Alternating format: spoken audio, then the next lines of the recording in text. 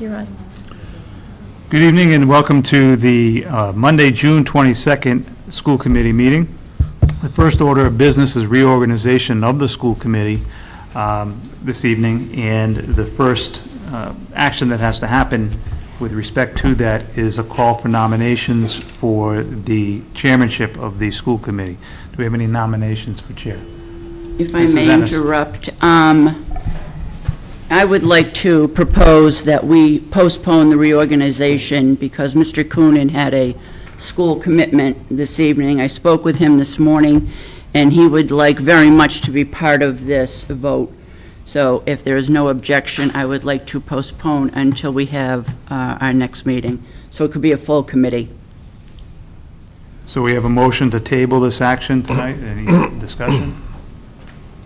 Actually, I'm sorry, we would need a second on that, wouldn't we? No, just an agreement to postpone. Okay. It's not a motion.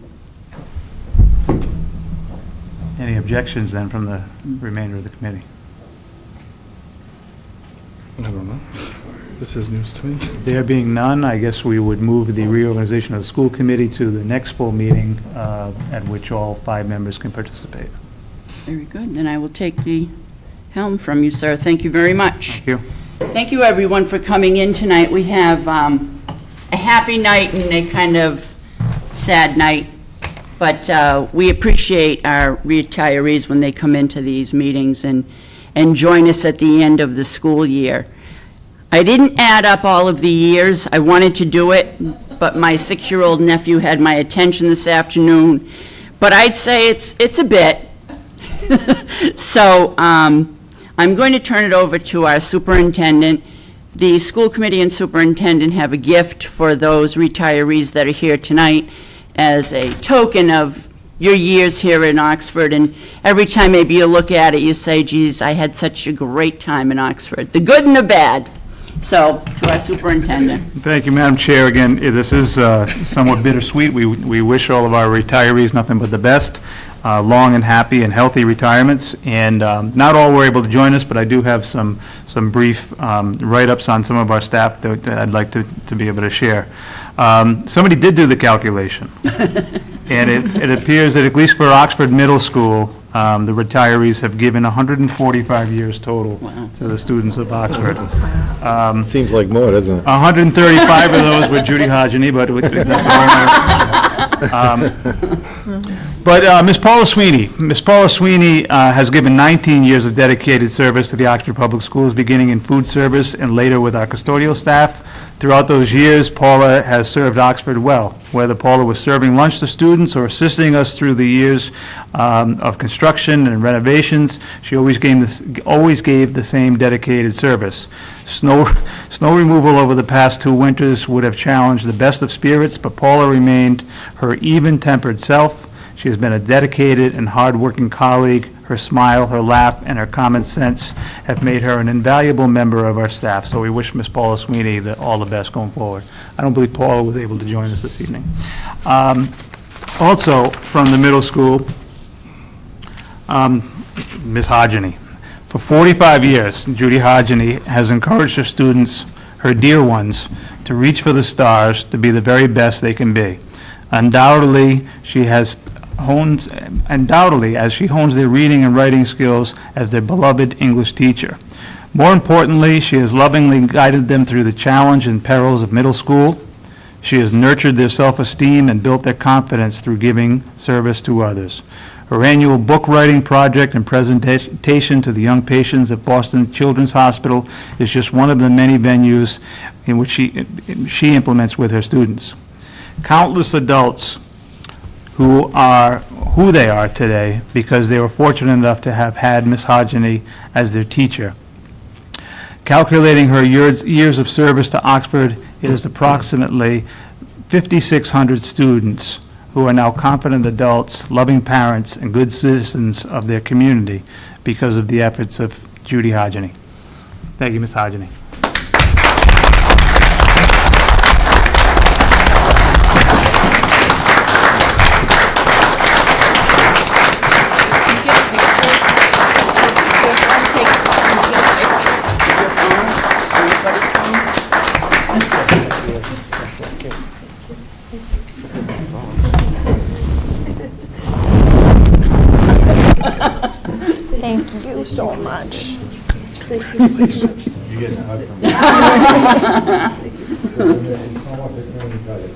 Karen is on her way. Dr. Yvonne. Oh, okay, good. Thank you, Ms. Hodgman.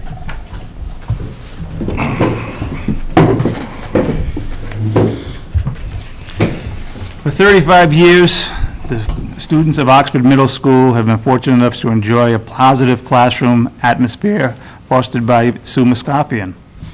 Certainly, her students, past and present, have learned math, social studies, ancient history, and not a small amount of fashion sense from Ms. Muscapian. These very fortunate students have learned the frameworks and Common Core.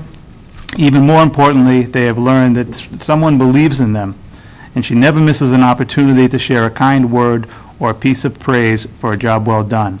They look to her for instruction and support in their academics, and with grace and style, she provides the perfect role model. They know that her shoe collection is second to none, and love of family trumps all. Congratulations, Ms. Muscapian.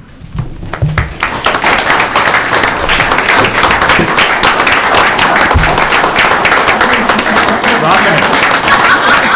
Always rocking it.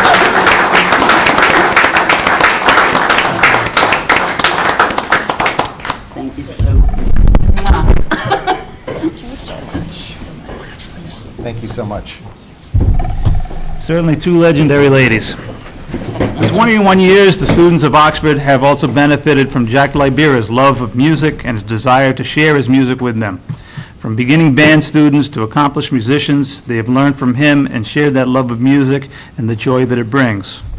One can't help but notice the pride he shows for his students as they perform at a concert or a recital, the Memorial Day ceremony, or the Recognition Day ceremony.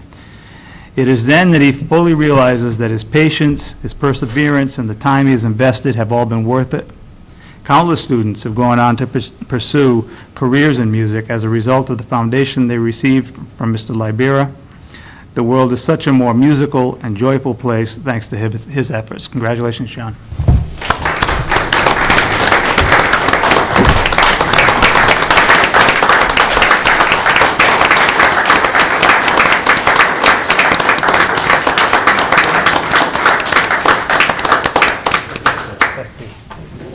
Good luck, John. All the best. Thank you. Congratulations. Thank you for everything you did for us. Mr. Stephen Green, science teacher at OMS, was unable to join us, but for 9 years, Mr. Green has taught science at Oxford Middle School. In fact, he has taught the students of Oxford Middle School to understand the effect that science has on their daily lives. He's helped them understand the practical applications as they transfer from class to life. He also never misses an opportunity to expose the students to a practical experience. Whether they are outside measuring the length of cast shadows to make mathematical projections, or assisting mass wildlife stocking trout and carbuncle, he makes every experience a hands-on learning tool. In his quiet and unassuming manner, he cultivates the scientists of tomorrow. We wish Mr. Green all the best.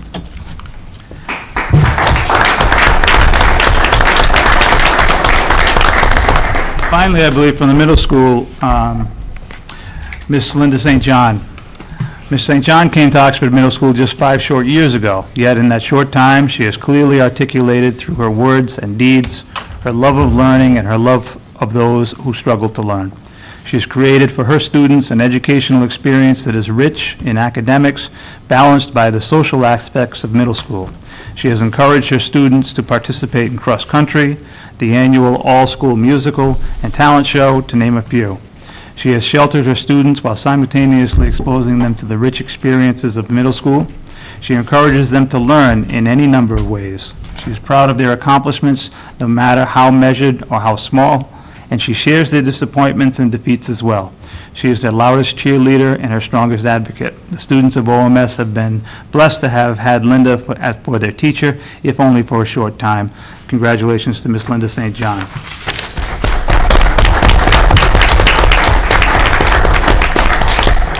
And And I misspoke. That is the teaching staff at OMS, but we certainly want to recognize Ms. Catherine Hackett, the principal of the middle school, who is retiring at the end of this year. Ms. Hackett has been was a teacher in Worcester for 30 years and has been an administrator with us here in Oxford for the past 11. She has a wonderful talent to focus on parent and student concerns and to be able to come up with a resolution fair to all. Just like Market Basket's RDT, she knows all of her employees and all 589 students by name. Because she is a wonderful teacher and mentor, it is easy to see why her students love her and respect her so. Congratulations on a wonderful career and best wishes in the next phase. It's been our pleasure to know you and to work with you. Congratulations, Catherine Hackett.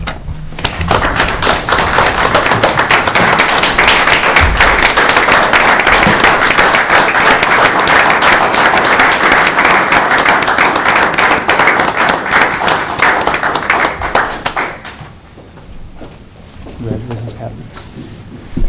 I never knew you knew everyone's name at the school.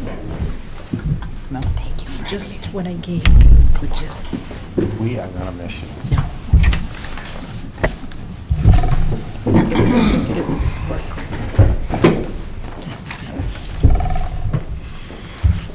Also tonight, we'd like to recognize Mr. Mark Lempecki. Mr. Lempecki has most recently been teaching mathematics at the Coffee School. He's been with the Oxford School Department for 26 years. Mr. Lempecki was originally hired by Mike Fields back in 1988 as a long-term substitute for the Computer Maintenance and Repair Department of Project Coffee. From there, he evolved into a work-study coordinator and in-school suspension supervisor, a position that he filled from 1995 to 2001. Mr. Lempecki also coached football from 1988 to 2001, making 2 Super Bowl appearances and earning 1 Super Bowl championship. He coached track from 1994 to 1998, served as our transportation coordinator from 1989 to 1995, and started teaching mathematics in 2001 at Coffee. Mr. Lempecki's students enjoy a 98% success rate for the 10th grade MCAS, which is no small feat by any means. We wish Mr. Lempecki all the best going forward.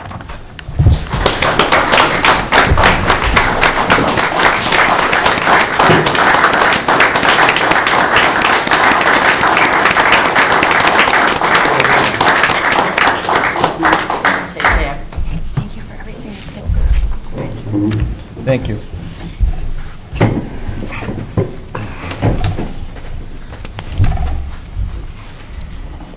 Also unable to join us this evening, but we did want to recognize is our Director of Special Education, Patricia Susan, who has been with the district for 3 years and has served in a number of capacities throughout the state in special education and also served as a superintendent and building principal. So we wish Director Susan all the best in her retirement, and we hope it's a long and healthy one. And finally, this evening, yes, I would be distraught if I missed somebody. Kevin. No, I know. Thank you, Bill. Mr. Kevin Wells. Mr. Kevin Wells started his career here in the district at Coffee, teaching, what department were we teaching, Kevin? What were you teaching at Coffee? Social and physical sciences. Social and physical sciences, and I had the opportunity to join he and his family at a very nice event Friday, or Thursday at J. Anthony's. Kevin had a long, distinguished career at Coffee, was the principal at OHS here, and was much loved by the students and staff here. And then this past year returned to Coffee as the director, where he just did an outstanding job keeping that program moving forward and keeping us afloat. We'll be forever indebted to his service to the district, and we wish you all the best, Kevin.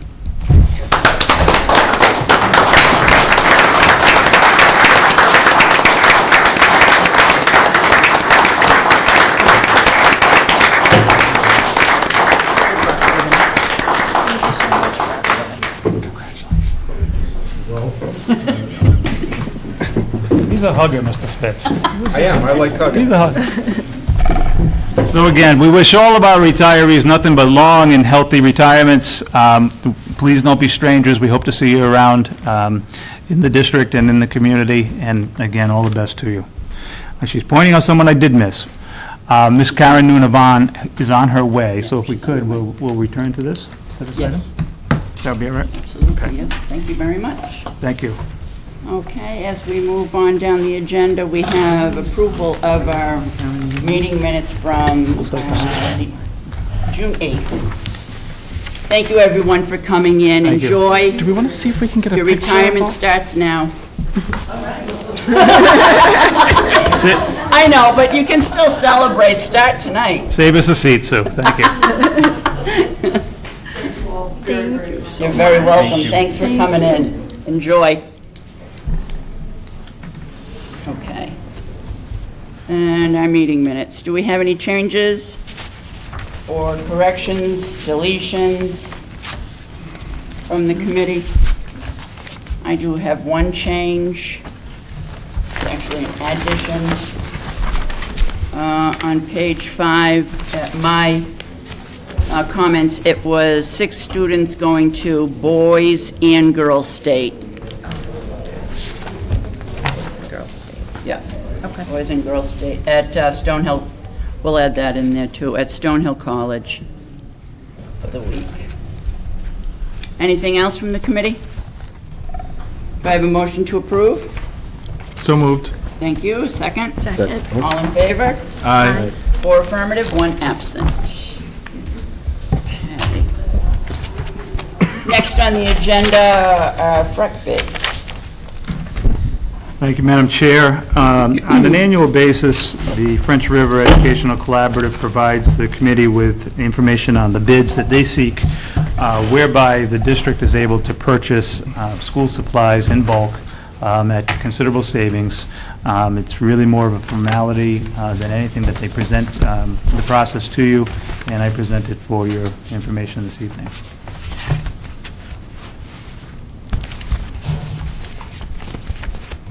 Do we have the bids? Do I have I them? thought that you did in your packets. Gotta by attachment.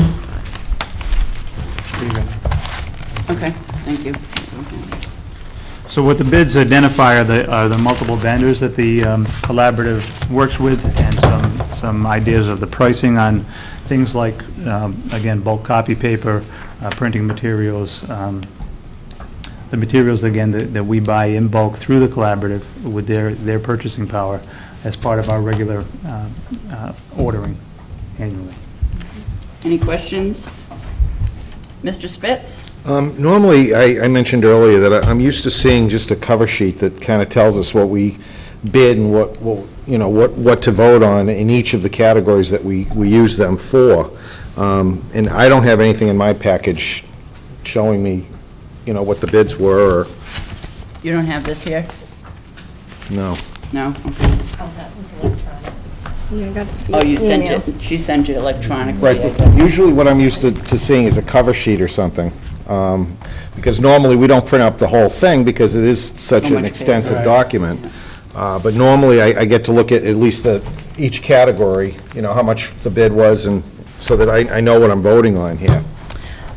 Are the circled amounts the items that the district is selecting for For the bid? chair, please, okay? Excuse me, Mrs. Ennis. Are the circled amounts what the town is going out to bid for? Dr. Garceau? The circled amounts are what the town is going out for. Nada, would you mind addressing the committee on this? Nada's far more familiar with this than most things. Thank you. Hi. The circled amounts are actually the winning bid amount. It's the Okay. lowest bidder. In some cases, you might see 2 amounts circled, and it's only because there may be a package of 10, but if you only want 9, then it's a different price. But basically, the circled amounts are the winning amounts or prices. Nada, I'm sorry. Go ahead. Through the chair, could I ask, the formatting that Mr. Spitz is used to, are you familiar with that? Would that be a problem for us to get together for the committee? It's not an issue, it's just that it's going to be a very large list, because what happened is this year, instead of every bidder bidding on a package, if you will, That's of what I'm all used to school seeing. supplies, every bidder bid on the item. Okay. Well, I don't know. So it would through be the a chair- very large packet, but Through the Go it's ahead, available. Mr. Spitz. I don't know if I really need to see that. I mean, I can go back electronically and look at the package that was sent to us, because I do have that, and I did look through it. I'm very used to seeing, all school supplies are in Yeah. one line, and you know exactly what the amounts are. I wouldn't have to go through and add up what every single individual bid was. It's just maybe laziness on my part, We'll certainly work to get it to you the way you want it. Spoiled, okay, spoiled. Okay, we can do that, but do we need to have this evening, or should we?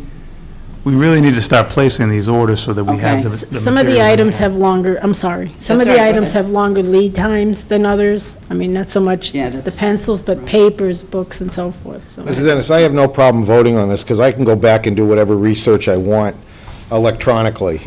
So if the committee, by the will of the committee, if we need to get this going, then we should, so. Would you like to offer a motion, Mr. Spitz? I will do that. I will offer a motion that we accept the FREC bids for the 2015-16 school supplies. Any questions or comments? Do I have a second? Second. All in favor? Aye. Aye. 4 affirmative, 1 absent. Thank you very much. Thank you very much, Nada. Thank you, Appreciate Nada. that. All right, let's see now. The next item on the agenda is our school physician. This, too, is a formality, Madam Chair, that annually we have to agree to an ongoing contract with a consulting pediatrician. It's required by DESI regulations and state law. While we do have school nurses, obviously, in our buildings, we have to maintain these relationships with physicians, again, more on a consulting basis than anything else, but they do provide services as needed. So we have, in the past, and ongoing, contracted with the UMass physicians, and the, requires a school committee vote annually to proceed with this. If I could just ask, has the payment amount of $7,500, has that gone up at all? No. Not at all since we've started with them, which is quite a few years now. Okay, so they've stayed the same. All right. Any questions for Dr. Garceau? Through the chair, I Go do ahead. have a question. Go ahead. Are there additional fees that come up during the year besides that one payment if we, There have been none that I've seen. Okay. And what type of services does a school physician provide to the school?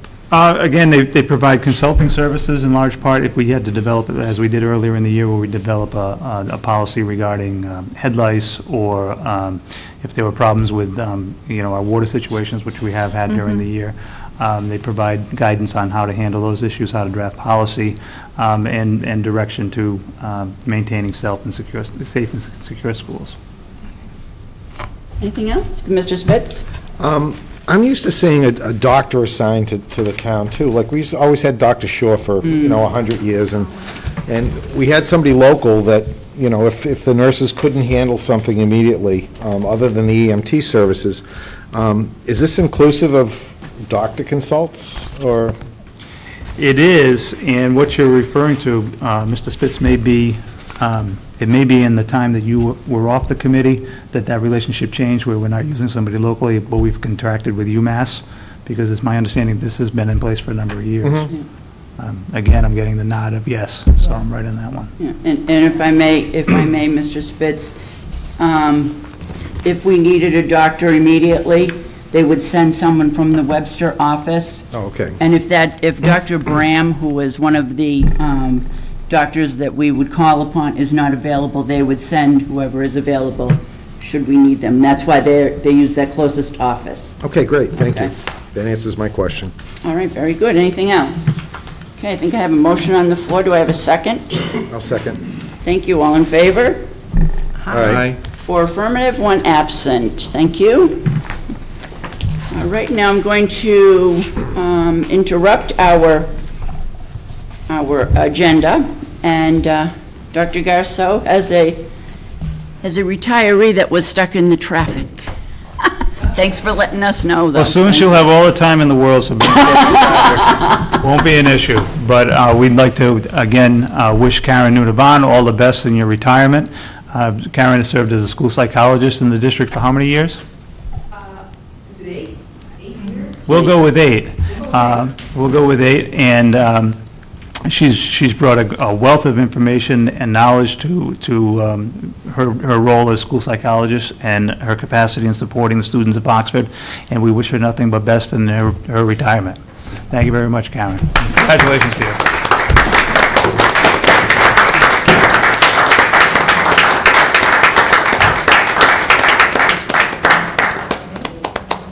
I will. And so this is to a committee that is supportive, administrators who are very well informed, teaching staff of the highest caliber, and support staff, wonderful parents, and most importantly, the best students I have known. And at the end of 33 years, I will tell you, I am just proud to have been a part of the Oxford Public Schools. Thank you very much. We're glad we had you. Thank you.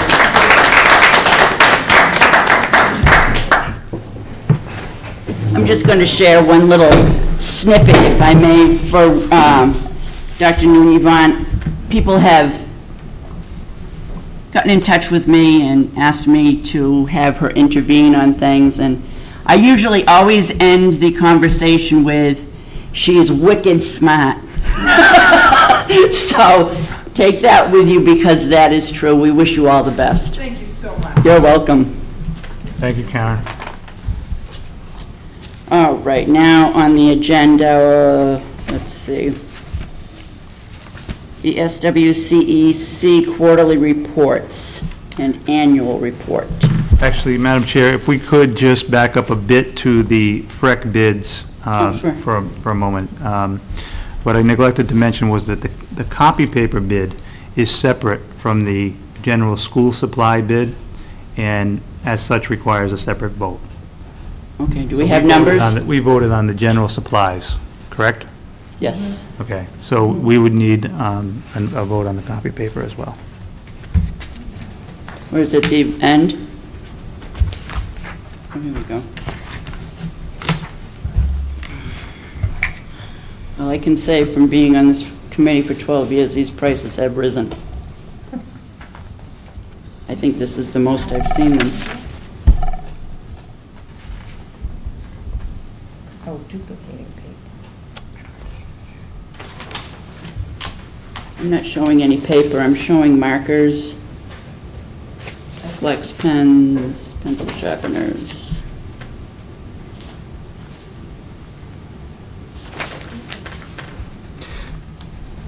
Madam Chair, Yes, go ahead. if I may, my recollection was that there were computer-related items and then general school supplies. I didn't see that paper was broken out Was the separately. paper not included in the, Are you looking at Hard packet? the copy on your? The Okay. materials that were in the email, if I Okay. remember correctly, there were computer-related supplies and then, Do you have any numbers that you can share with us so we could? there's a lot of numbers. I know it.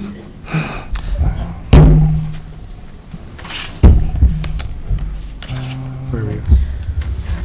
Computer supplies, So- winning bids. So we have category 1, 8,820, I'm sorry, it is separate. 8,820 cartons of delivery, analysis, copy paper bid. Okay. And it looks like if I'm reading this correctly, that the bid, it looks like it's WB Mason, $203,830.20 total. And then multiple deliveries per school district. It looks like it's general supplies or, no, this looks like it's actually, it's additional paper. Looks like maybe they did a bulk of paper and then That's some. usually, yeah, that's, Yep. right, Nada, we usually see it in bulk, and it's drop shipped. If it's a single delivery to a single place, we usually will have it delivered. This is all to the multiple high drops. school, Then it's one price, but if you have it separated in so many cases to each building, then it's a separate price. Which do we do? We do the one drop at That's the what I high thought, school. okay, all right. And you have enough room to store through the chair. So Nada, I'm sorry. That's all right, go ahead. The copy paper, 8.5, Oops. by 11. We're looking at about $372 per ream. Does that sound correct? I do it by the case, so $23 and change per case. 2311. That's 2391. That's why you do what you do, Nada.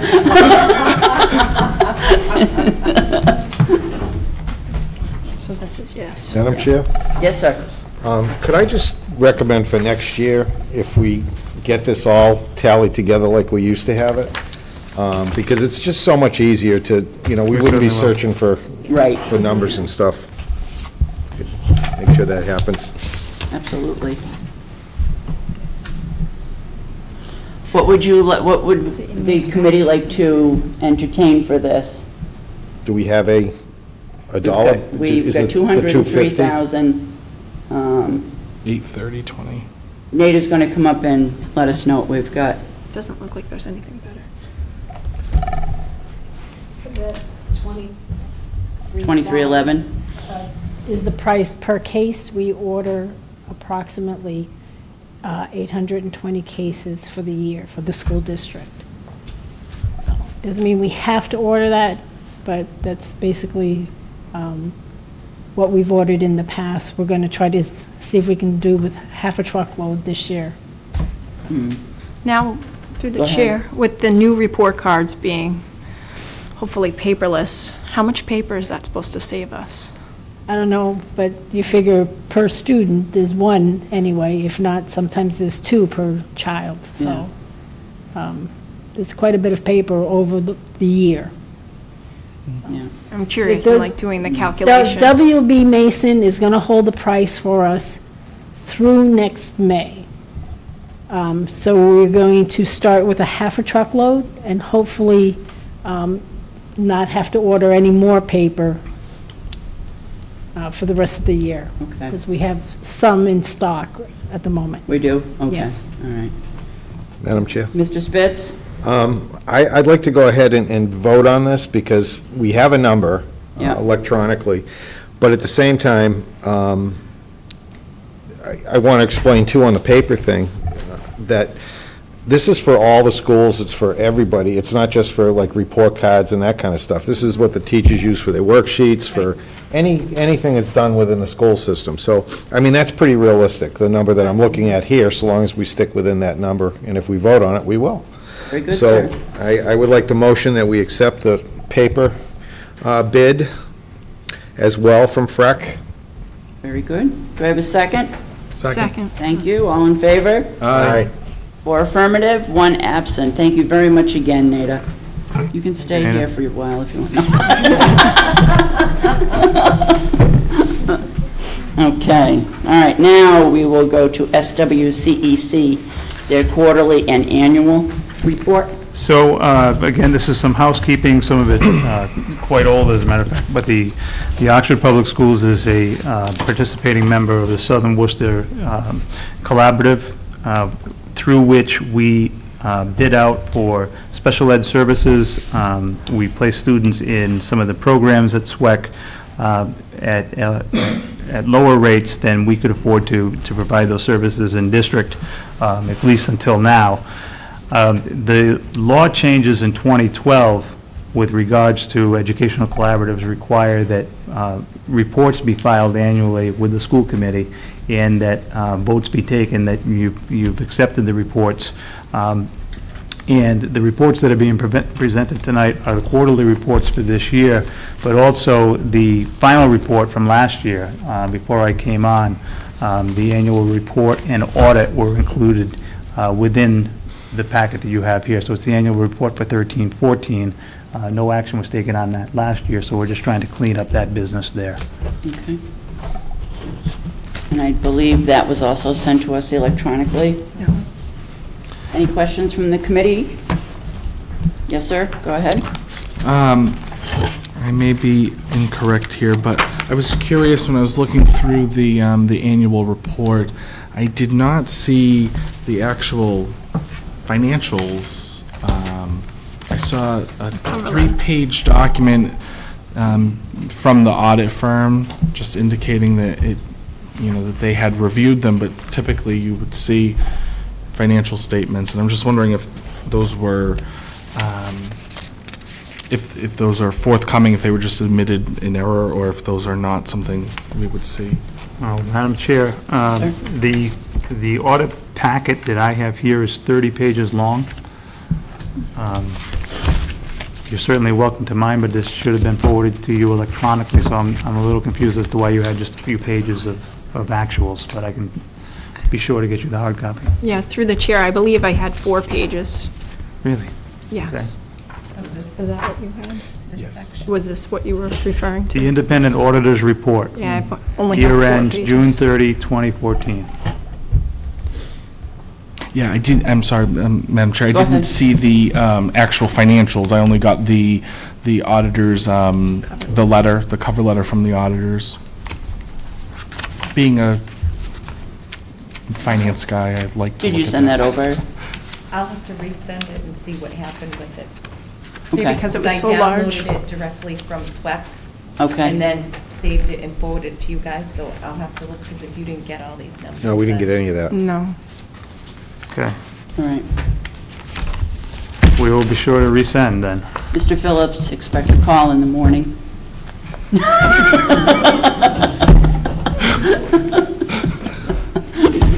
Not from me. Okay, so I understand that it's housekeeping. Can we hold this until our next meeting? Okay. Absolutely. All right, very good. We will do that. Okay. Hold. All right, transportation policy. If I could just take a moment for the transportation policy. Mr. Spitz and I have been going back and forth a little on the transportation policy, and we were trying, what I was trying to do along with him is integrate some of the suggestions and recommendations from our subcommittee. The transportation has a lot of Mass General Law references, and I didn't want to, it's kind of out of my realm, and I did not want to confuse anything or make any mistakes, so MASC started to advise me of the general laws that are necessary to be referenced in any kind of bus transportation policy for schools. I had explained to Mr. Gilbert at MASC that now we have a fee, and as a proposed fee, I should say. We have some changes of grouping the students together, changing maybe a bus or two, their routes. What they have done is they have taken what I've sent as recommendation for this policy, and they are going to make it into a policy that we can vote on as necessary, and of course, we can change it. They're just helping me kind of push it through, and then we can change it and do whatever we need to do to it. They are in the midst of technical revamping at their office. I was supposed to have something by the end of the day today. I got a call from Mr. Kuchar apologizing, they just can't get their emails out. They're not ready to, I guess, use that system yet. So, I know Mr. Spitz had some concerns. I still have some questions, so, and I know Dr. Garceau has some questions also and some recommendations. So, who would like to begin? Mr. Spitz, you want to bring your concerns out first? Well, a lot of what I read is still coming from the Transportation Subcommittee. I have not seen anything, on our end yet. I haven't seen the MASC recommendations or any of that stuff. My concern is, again, and it will continue to be a concern for me, is that the route maps, I really, we're drawing it now with 2 miles. That bothers, I don't like to say it, and I know we're trying to cut the budget, but 2 miles to me is, I couldn't walk 2 miles, and I was in pretty good shape as a kid. But that's a lot to ask a child to do if their parents are not willing to pay for the bus services. And I know anyone can pick it up, but again, it's $100 per student, 200 cap per family, and some families can't afford that. So I just still have real concerns that before I vote on anything, I want to see a policy that the MASC recommends that we follow, using the guidelines that we've provided to them. Okay. I really have a problem with this 2-mile thing. I'll tell you truthfully, I do. Madam Chair. Dr. Gasso? Just to clarify, the recommendation coming out of the subcommittee may be around the 2-mile issue, but the walking boundaries that are in your packet, as provided by Durham, are not really based on that 2-mile radius at all. They're much more about ensuring that we don't have students crossing Charlton or Maine. They're also about recognizing that we need to document where we're going to have some streets as non-walking streets and others as non-crossing streets, again, like Charlton and Maine. So, for example, if you look at the walk boundary around Chafee, that document there, that's not by any means a 2-mile radius. They're really two separate issues. There's a recommendation out of the committee, and then the recommendations of Durham. The recommendations coming out of Durham around the walking boundaries, our big emphasis is in being able to get our busing down to 10 buses, to do this with 10. When we have door-to-door transportation and buses going up numerous streets and honoring particular requests, that's how we got up to 11, and it's really become a budget killer for us. Madam Chair? Yes, sir. I don't have a problem, with trying to consolidate. I think we should try and consolidate, and we should get more children per pickup. These maps that we've been provided with, it doesn't tell me how far it is to Chafee on these maps. I mean, and I'm... No scale. And that's my There's no point, sir. scale, yeah. It's not a 2-mile radius. But I It's not based on understand, it. how far is it? Is it a mile? Is it a mile and a half? Is it, I don't have any bearing on how Understood. far this is. So these maps are great, and I think it's nice how they outlined the areas that will be covered or not covered, but it still doesn't tell me how far they are and what streets are included. So there's no scale here for me to really judge this, and this kind of bothered me when I saw it as well. But, again, I know we're trying to save money as a town, but when it comes to the safety of our children, I don't care if we have to add another bus and it costs us more. I mean, I know we have to cut another bus, but at the same time, I can't in good conscience do that if it means that, I've got a child walking 2 miles in some family. That really bothers me a lot, I'm sorry. Understood. You do need some, I think, go-ahead from us so that Durham can begin to do the routes, We do. okay? Again, Madam Chair? the Yes, sir. walking boundary is not based on the recommendations of the subcommittee. It's my understanding that these walking boundaries are the same that we've used for a number of years. It was just when these special requests and modifications kind of got out of control, for lack of a better word, that we were bumped up to 11. So there's nothing really new in these maps. It doesn't, again, reflect a 2-mile radius. These are the walking boundary maps that we've been working with for the past few years with Durham. There. How will Durham determine where a grouping of children will be picked up? We are going to be working with class lists and home addresses and meeting with Durham as early as tomorrow to identify what makes the most logical sense. What are the safest stops? And then based on the numbers of kids living nearby, where are the most logical places for those stops? Okay. Mr. Spitz? I understand you have to get this going, so I have no problem approving what we have initially, so long as it can be adjusted. And how much lead time do we need to give them in order to make adjustments is my next question, because I understand that they have to lay this out, and it takes a little while to put all this together. So I don't have a problem using their guidelines, especially if we've been using it over the last 2 or 3 years. But I don't want to be locked into this, that this is our final say, and we can't really do some more examining and making sure that this is okay. I have no problem giving you my approval tonight on this, being that if I can get back at it and adjust it if we see that there are problems with it. Certainly. We'll be working on it through the summer. I guess the challenge was that last year, Again, and I was just coming on, an 11th bus was added towards the end of August because of all the requests and recommendations and changing, and it created a challenge, but we'll work on it throughout the summer. But we are in kind of a position where we have to start working on it now. And I do have one request when it comes to these routes. When I first came on the committee, they actually drove the route. The bus actually, I don't know if Bill remembers that, but they would actually drive the route. They stopped doing that because everything now is computerized, and, they just key everything in and it gives you the route.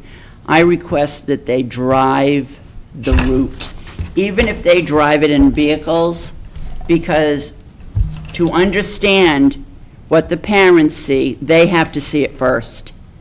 If there's going to be a grouping of kids, I'll just pick something here, at Vine and Hemlock for the walk boundary, but the bus is going to go there because we determined that it's too far away, where is that going to stop? I want them to know it first and then pass it on to the parents. Otherwise, we're going to get bombarded with calls that kids are missed, the bus didn't come down my street, I didn't see anything, I didn't get anything. It has to be a physical drive. So I'm just going to request that. Mr. Spitz, does anyone have anything else?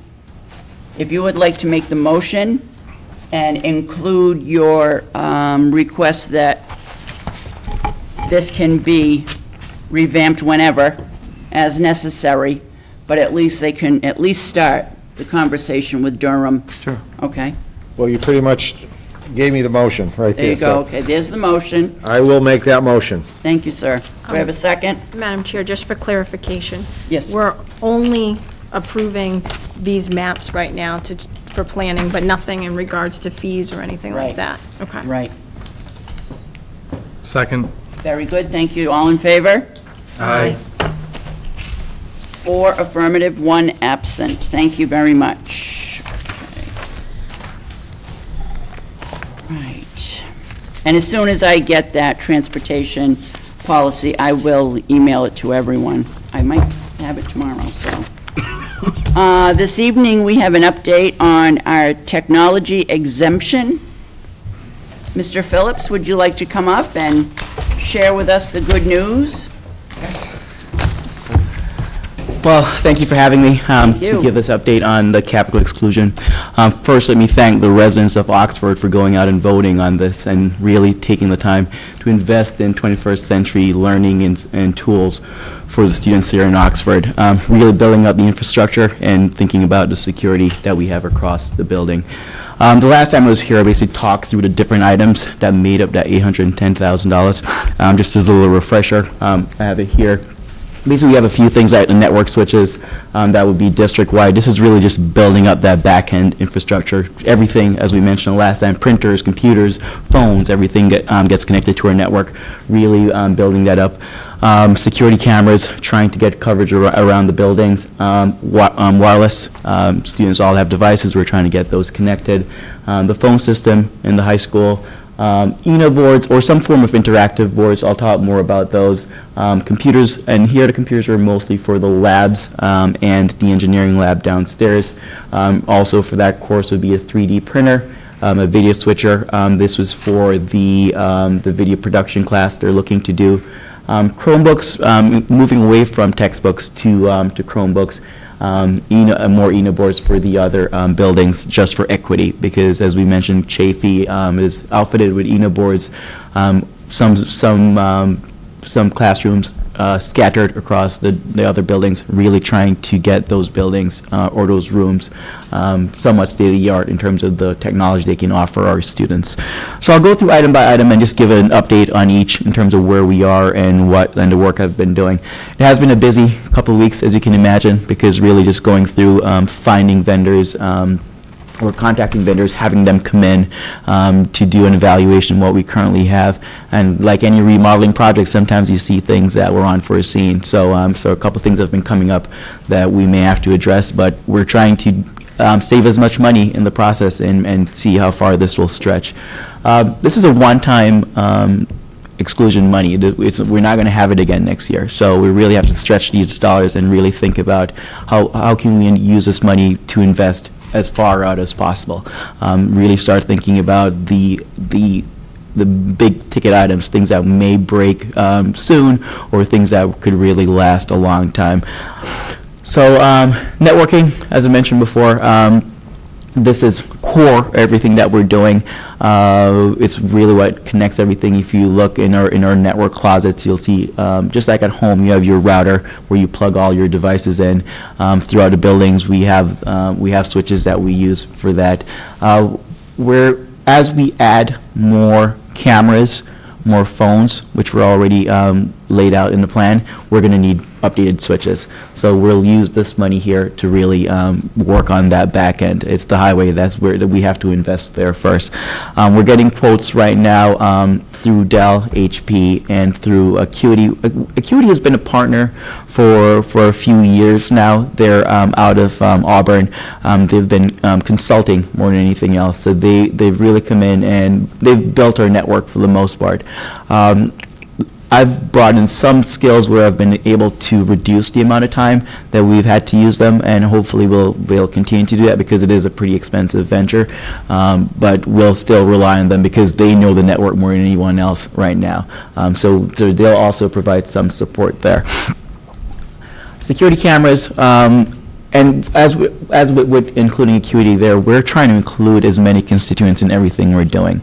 So with the security cameras, we've been in touch with the PD, in touch with town, just in terms of what are you guys doing to make sure that we have a system that's similar and possibly tying into what they're doing. The current recommendation is to create our own separate system from the police system, where we'd house all the videos here in-house. I have a quote right now to get cameras at all the buildings, the entire exterior of each building, picking up the exits. Mostly cameras in the buildings right now are inside and pointing out through the doors. So even if you can see, it's not the best image.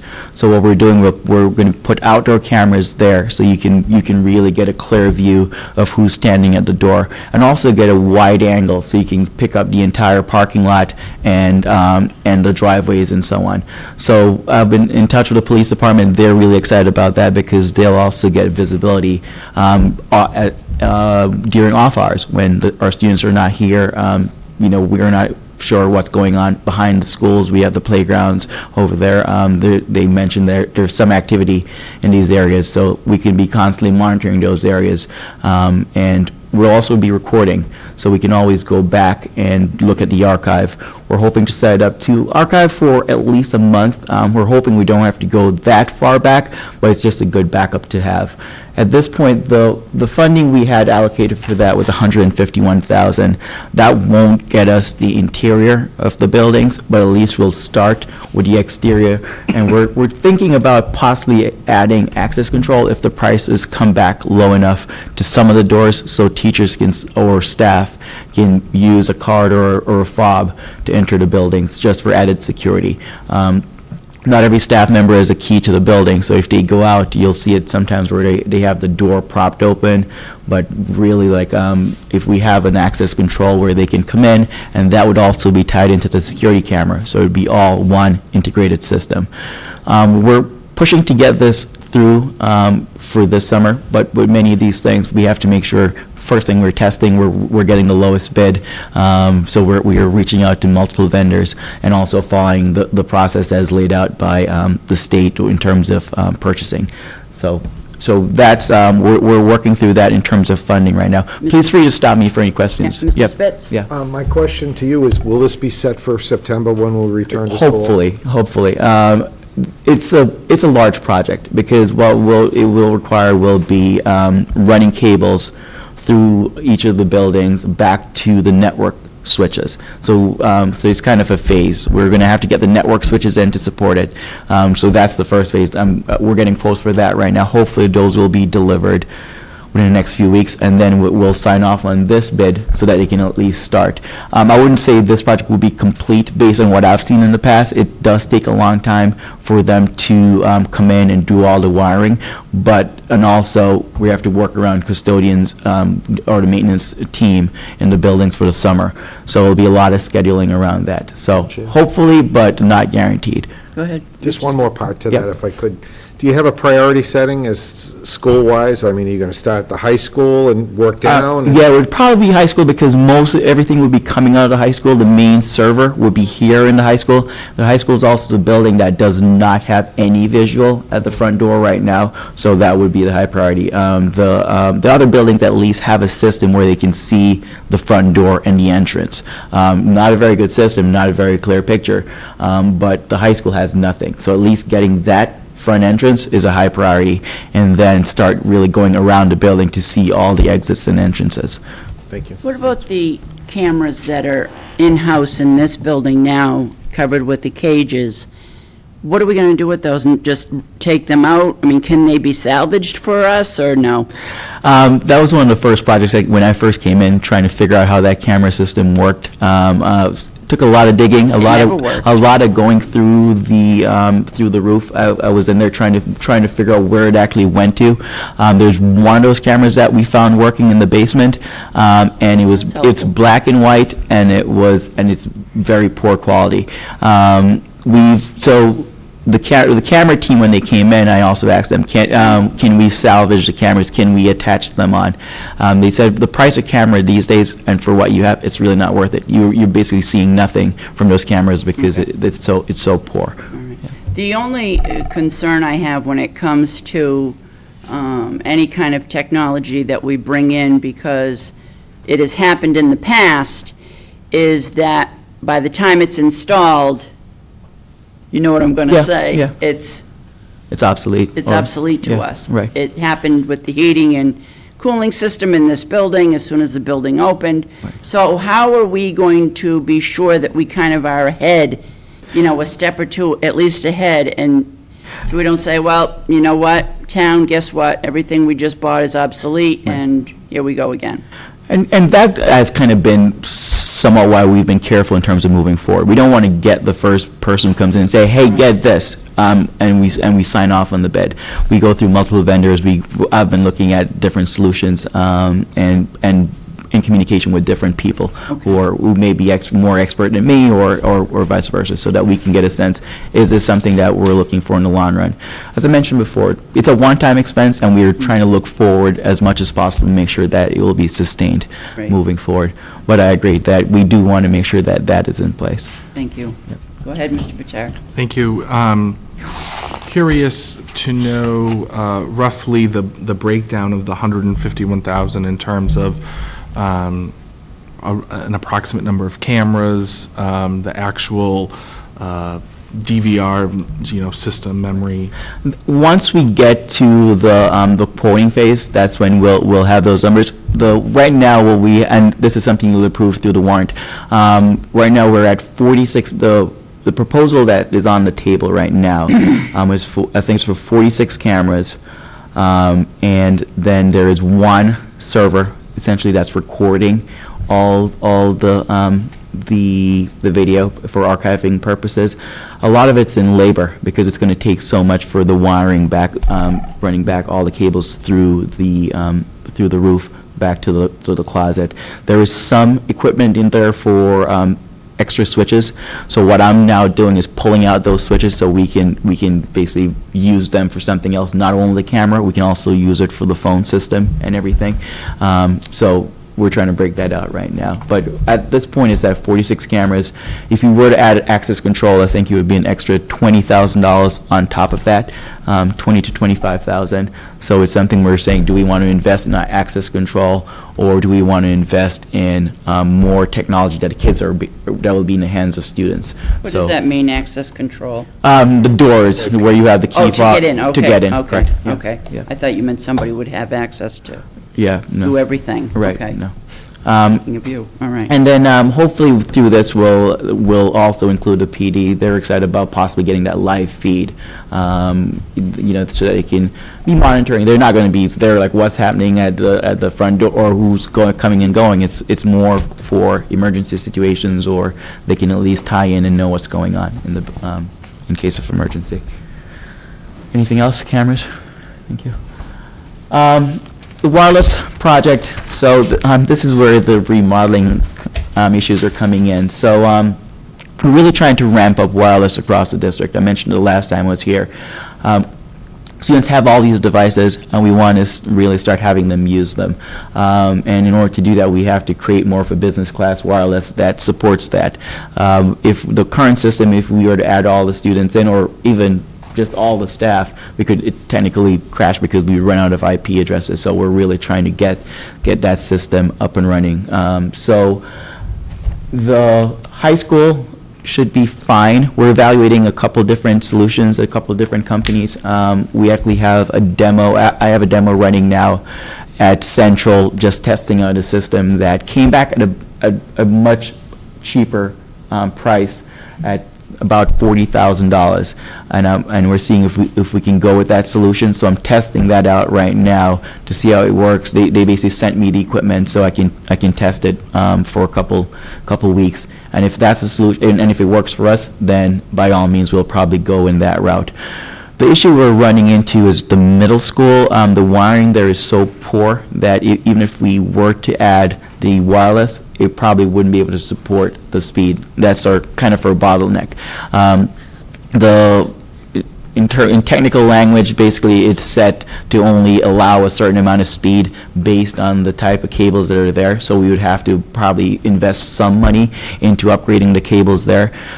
So I'm looking to see if we can move money from somewhere else, or if we have some savings from a different line, can we put it towards upgrading the wiring over at the middle school. I had a quote that came back at over $100,000 to do it.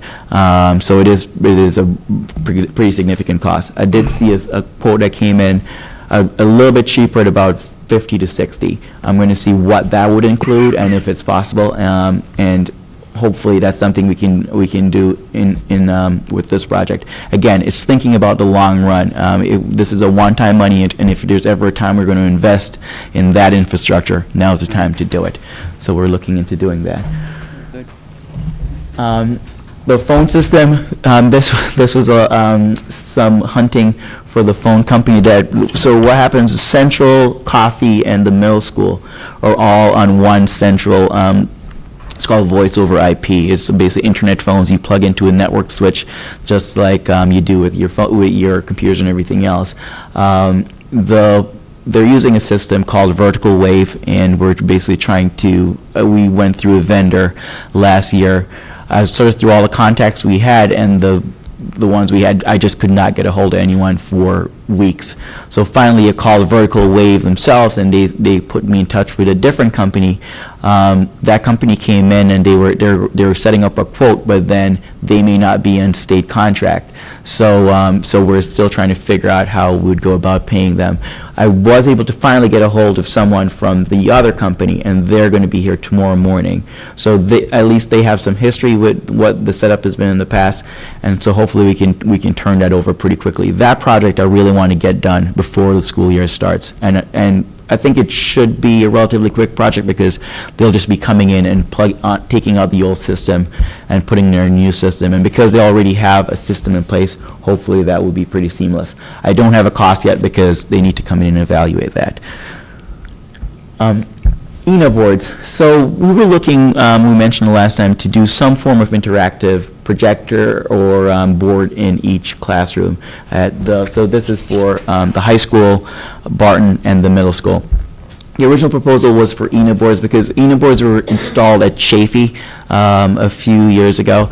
So the thought when it was put in, this was prior to me joining Oxford, was we'd go with ENA boards to outfit the entire district. The way ENA board technology works, very similar to the smart board in that you have a projector similar to the smart board behind us there, and you have a physical board that gets attached. There's a special pen that the teachers then use to basically enable the interactive piece. Since I've been here, there have been 3 pens that have gone bad, and they're over $200 to replace for the pens. So luckily I was able to get a hold of the vendor, and they should be covered under warranty, so we're trying to get those back in.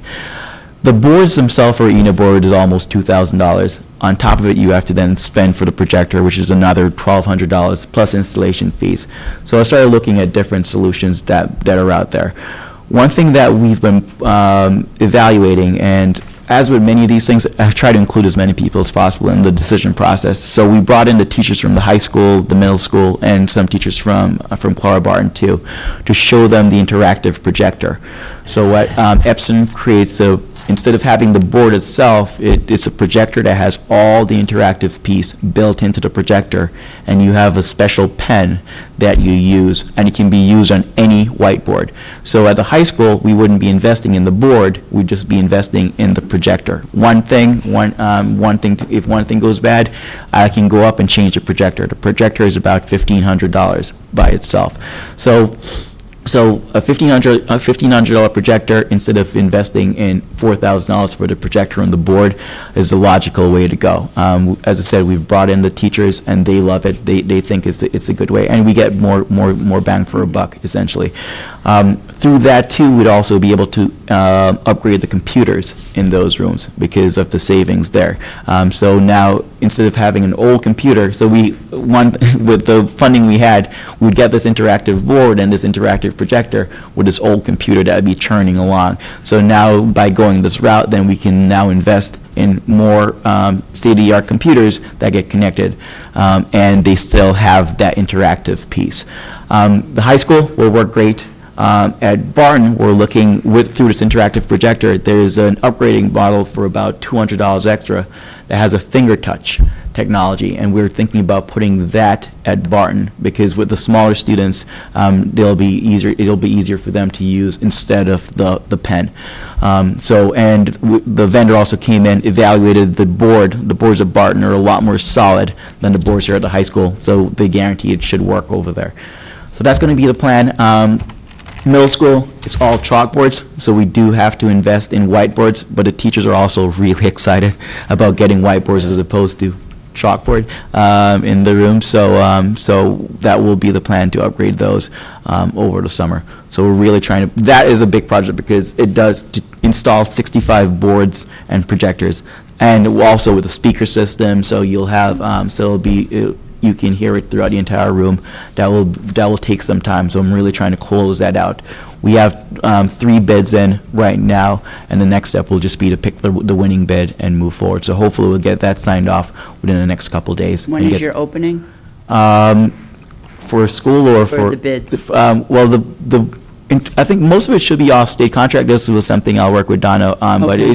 hopefully we'll be able to, but I think we just have to get the numbers in and pick the winning bidder from the state contract. Okay, great. Hopefully all the purchasing will start come July 1st, essentially. Is that what you're planning on? Yeah. All right. And I think that's when the actual budget line opens. Okay, Mrs. Griffin? In regards to the computers for the teachers in the classroom, I think that's terrific. Are they going to be like stand-alone like PCs, or are they going to be laptops, so for productivity, the teachers could take them home and work on lessons, or? Not at this time. It would still be a desktop, and the reason being too that's where the interactive software would be installed, so everything would be connected through that one station. So it wouldn't necessarily be a laptop there. Could the interactive software, though, be put on PCs? Yes, yeah, it will be, yep. I'm curious just to kind of hear maybe why not PCs, or I should say like laptops versus, something that is attached to the classroom per se. I think it's also looking out, right? I think lifetime of a laptop is a little bit less than that of a desktop. We can keep upgrading the desktop a little bit, and it just runs into a bigger chance of it breaking if it's constantly moving back and forth. We're really trying to get a standard set up in each room, something that we can support with the small technology staff that we have on hand. Okay. Yeah. I get your. I just would love to see our district at some point invest in a piece of technology where the teachers can take it home. And so they're not tied to their classroom, and I bet the productivity and lessons would be even more dynamic if they could Yeah. even on a trial basis, a few teachers have PCs and see how it works, and I know that there's Right. ways that you could get them repaired quite easily and even get reduced cost used. Yeah, no, I agree. And even further out, getting it in the hands of the students too, right? Because ideally, Right. that all the students would have their personal devices, Yeah. all the different tablets or iPads or Chromebooks. They're really meant to be personal devices. Right. But again, it's that sustainability factor, right? What happens 2-3 years down the road Right. when we can't support that and it starts breaking, and then, oh, this teacher has a laptop, but that teacher does not have a laptop. That's kind of where we are right now. Yeah. It would be interesting to just kind of have that vision where there Yeah. would be some type of a plan. Hopefully, yeah. Yeah. Yep, thank you. Thank you. And also, thank you, Ms. Griffin, for also reaching out in terms of, Ms. Griffin also talked to her tech director to try and also see if we could do some competitive bid together, because, as with any purchase, the more you're buying, hopefully the better pricing you'll get. We weren't able to make that happen, but a lot of these projects, because of the volume, we're really pushing. You have to give me your most competitive prices, because this is a pretty significant purchase. So same thing here for Barton and as the middle school. Then we have the computer lab replacement. So this is just your standard computers, really old machines in their Windows XP right now. And we talked about moving towards online testing. We need solid machines that don't take 3 to 5 minutes to start up. So that is really exciting. We have quotes coming in for that. Per computer, we're looking at about $600. We're trying to get, again, something that is sustainable, something that we could go out and buy the cheaper $300, $400 computer, but 2 years from now, will it run the things that we need it to run? So we're trying to get a higher-end machine that we can use further out to support the students and the buildings. The Sprinter, we're still working with the class in terms of what they need here.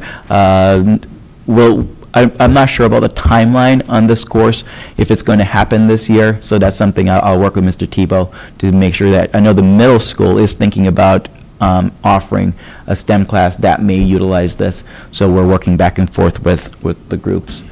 And the HD video switch, we're working on a quote for that right now in terms of their needs. And these are items that, once we purchase them, they'll be delivered right away. I've really been focused on what are the things that we need people to come in and install, what are the things that they need to come in and evaluate, what we may need to do.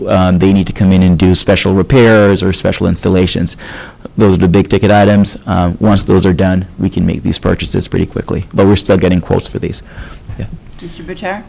Regarding the 3D printer, what is the cost for the consumable portion of that? I'm not sure. Yeah. I would imagine it's probably costly, and it just popped into my head. So if we could find out, I think that would, or what they anticipate the usage cost would be for that device. Right. Because I actually saw a couple of them at WPI when they had the Touch Tomorrow event. Yeah. And I gotta imagine that the consumable for that is rather pricey, but I'd be interested in finding that out.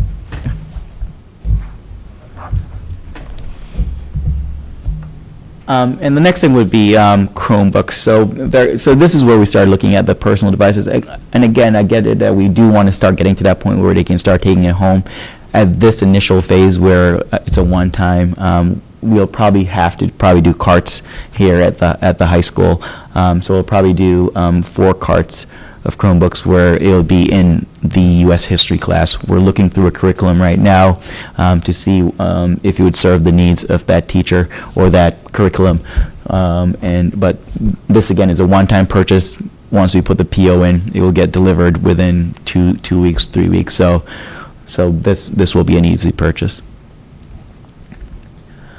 And that's it. It's been, as I said, a busy couple weeks, really reaching out to vendors, really evaluating all the different setups that we have, and really thinking about is that the infrastructure, we have to start in the back end.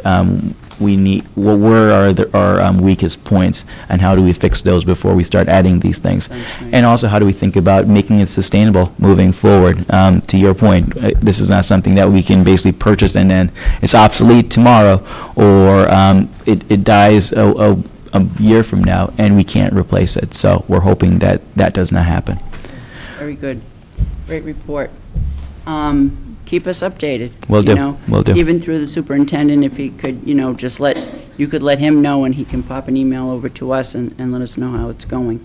But it's very exciting, I think. Yeah, very. It really is. The kids will come into classrooms that will be new and different and exciting. So, thank you. Absolutely. Anything else? Any other questions or comments? Thanks, Mr. Phillips, I have a very much. question, Madam Oh, go Chair. ahead. Sorry. Sorry, go ahead. Insurance for the technology that we have, is that something that our district's considering? For the most part, what we'll do is we'll get warranty on everything that we get, not necessarily insurance, but warranty at least 3 to 5 years out, so in case anything breaks. And that's for the Chromebooks and the car? Yep, exactly. Chromebooks, desktops, the switches, yep, all that, the phones, everything. Yep, correct. Great, thank you. Thank you. Thank you very much. Thank you, Katie. Thank you. Next on our agenda, we have revisions for the OMS Student Handbook. Dr. Garceau? Thank you, Madam Chair. So you'll remember that a couple weeks ago, Mr. Canacchioli was with us presenting on the handbook. And following that meeting, there were a couple of requests for revisions. One about the National Junior Honor Society criteria, and then there was also the issue that Ms. Griffin had raised about, she wanted to see language that made clear that the ALICE acronym is not in any way to be interpreted as having to be followed in that step, A through E. So Mr. Canacchioli wrote up that language, making that clear, and that is being included in all level handbooks being presented. And so, as stated, he was here a couple weeks ago and presented, but wanted to seek the school committee's permission to make these adjustments before they go to print. In regards to, Madam Chair, the Alice, may I comment? I appreciate this being changed a great deal. I noticed that it says, in regards to the teaching training, the teachers being trained, I wonder about the students and their training, and Alice, if they're getting the knowledge as well that the acronym, you know, doesn't have to follow a prescribed order and, you know, based on whatever is happening in the school, they Certainly. can, you know, follow a different order if it's in, you know, their best interest. So that, again, that training really began with our March Professional Development Day for the teachers, and then the plan was that principals and teachers would work together to develop the training that would happen back in the buildings and the protocols, and begin to start sharing that out to the students by April vacation. And they were able to do just that. That training and our coordination with the Oxford Police Department and the Fire Department will continue through the fall, and we'll be sure to be driving that home. That's excellent, thank you. Thank you very much, and please pass on our thanks to Mr. Canacchioli for these changes. Certainly. I should, Madam Chair, also mention that Sure. the fourth item in there that he'd like to include was at your request regarding the wearing of helmets for those students riding bicycles to school. So that will be in there as well. Very good. Next on our agenda, we have the Coffee Student Handbook. So Mr. Wells asked that I just share with you that the only change to the handbook for next year at Coffee is the addition of that Alice language, as we previously discussed.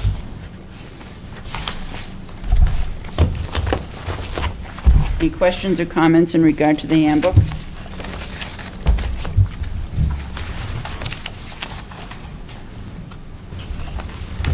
Okay. Make a motion to approve the handbook?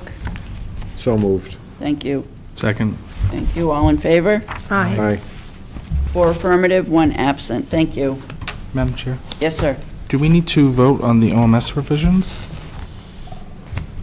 Don't believe we voted. I would recommend that we do. Sure, absolutely. Let's see, we're going to back up one. The revisions made to the OMS Student Handbook. Do I have entertain a motion to approve as they're written? So moved. Second. Thank you. All in favor? Aye. Aye. 4 affirmative, 1 absent. Thank you very much. Next, we have our Chafee Elementary School Improvement Plan. Please come up, Mrs. Parmalee. We're very excited to hear what's happening at Chafee. We love Chafee School. Sure, come on up. Absolutely. Good evening. How are you? Good evening. We're good. Good evening. So, Madam Chair, just by a way of introduction, again, throughout the spring, we've been working with the DSAC team from DESE to revise our accelerated improvement plan, actually rewrite it. And that plan is in the finishing stages, but throughout the process, our principals have been working very hard to develop their school improvement plans in a way that closely aligns with that accelerated improvement plan. You'll remember that when the state was out here in 2013, one of the things they cited us for was a lack of alignment between our various plans, and I think we've made huge gains this year in terms of shoring that up, and you'll see clear lines of how these plans, I think, support our bigger district initiatives. Very good. Thank you. Mrs. Parmalee. Yes. Well, before I begin, I do want to say this was a collaborative effort with my school council. We did meet several times, look at the rough drafts, discuss before we made our changes, and then came up with our finished. Can you tell us who was on your school council so the folks at home can... Oh, boy. Okay, let's see. I had I'm going to get the same question, Mr. Barone. I had Mrs. Day, Mr. Travis McDonald. I had Mrs. Sandy Granahan. I had Mrs. Lisa Murphy, Mrs. Karen Ivansky, and, oh, my mind just went blank. Let's see, Mrs. Dwindle, and Mrs. Philipkowski. Very good. And I was very grateful to have them. Yeah, that's a great group right Tremendous there. group Very of good. individuals. Yeah, very good. All right, go ahead. We have you have our attention, I should say. Okay, so here we start with our theory of action. If we believe there is a clear focus on the effective delivery of an aligned curriculum by high-quality teachers who employ the use of student data to drive instruction, established in a community with high academic and behavior expectations, we believe that students will be engaged and will learn at proficient and advanced levels, leaving AM Chafee third grade ready. So in order to accomplish that, as we look at Objective 1, to improve student achievement by ensuring access to rigorous curriculum and high-quality instruction. How are we going to do that? We're going to develop a common understanding of high-quality instruction and the academic language that describes it, then committing to high-yield instructional practices. We also want to continue the great work we've been doing this year by incorporating the 3 ELA shifts and continuing that work in our daily instruction, and then turning our attention to the mathematical practices and unpacking them. There are 8. We want to begin to unpack 2 every 6 to 8 weeks and to really focus in order to provide that success for our students. Objective 2, continuing to develop a data-driven culture that monitors all improvement efforts and ensures data-based decisions at Chafee School. We're going to do this by assessing current measures and data points, identifying potential measures and data points, what's working, what's not, what can we add, developing a comprehensive approach to measuring student growth, including formative and summative assessments, and that would have to do with student achievement and also the social emotional wellness, the whole child, really looking at all pieces of education, and developing capacity to analyze and utilize relevant data to increase our student outcomes.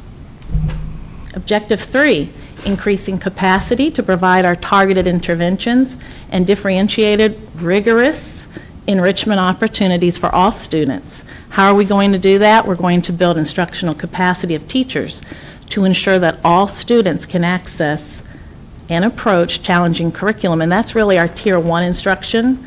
And then providing research-based targeted interventions to support students with academic and social emotional needs, again, taking in the whole child, looking at Tier 2 and Tier 3. Finally, developing an array of enrichment programs that will provide accelerated learning opportunities, again, drawing on our achievement data. So everything continuing to be data-based. So we have 3 objectives. a continuation of our big three that we've been looking at all year. Many activities, but you'll find that they're all tightly aligned to our AIP, so everything is connected under the same umbrella because we so can do this. Very good. Any questions or comments from the committee? Okay, thank you very much, Mrs. Parmalee. Thank you. I'll entertain a motion to accept the school improvement plan as written. So moved. Second? Thank you.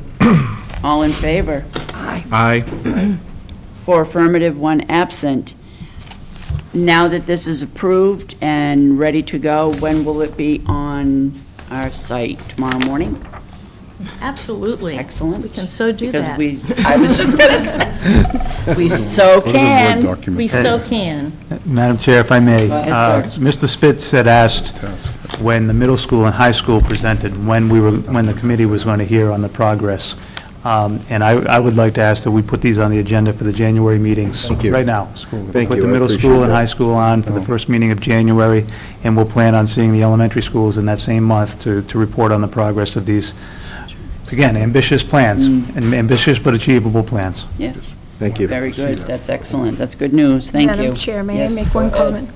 I just want to say I love that you are so focused on the students. I love hearing that that's part of the school improvement plan, that their well-being and everything is, besides the academics, is taken into account, because that's a huge piece of the equation for student success. So thank you for everything you do. I really appreciate it. Thank you. Thank you for your support. Absolutely. We're happy to be able to do that. I have always said that when the time does come, and hopefully Mr. Spitz and I will be able to get to it, but I believe we should have a district-wide statement that says that it is the whole child that we need to educate. You know, it's not bits and pieces.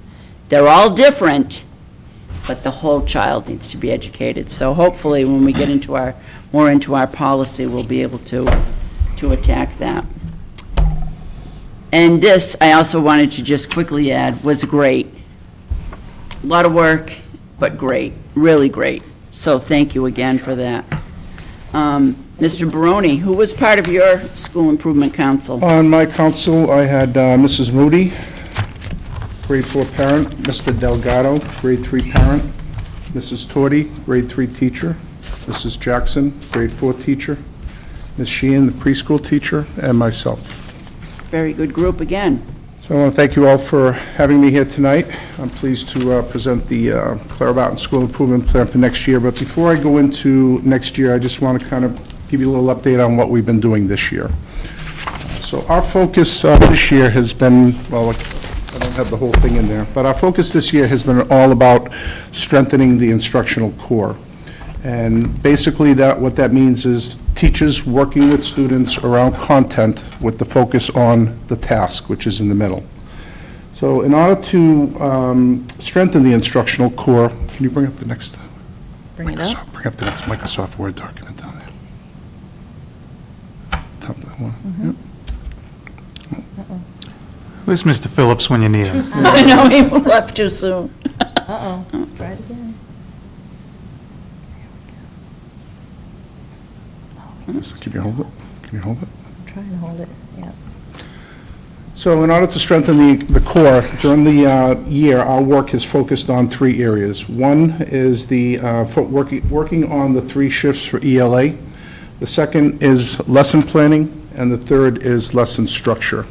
So within the 3 shifts, we spent a lot of time working on daily practice with complex text and its academic vocabulary, reading, writing, and speaking grounded in evidence from the text, and building knowledge through content-rich nonfiction text on a 50-50 basis, 50-50 being 50% nonfiction, 50% being literature. And the strategies that we use to work these 3 shifts, we worked with close reading strategies during the course of the year, 2-column notes during the course of the year, and top-down webs, as you can almost see right there. So evidence of this work is in all the classrooms on a daily basis, and I'm very proud of the accomplishments and achievements we made this year in that area. The second area of focus is on lesson planning. This year, we worked with teachers to develop lesson plans. We had workshops at the beginning of the year. We formed templates for the lesson plans, and we asked teachers to develop those lesson plans on a daily basis, which they did.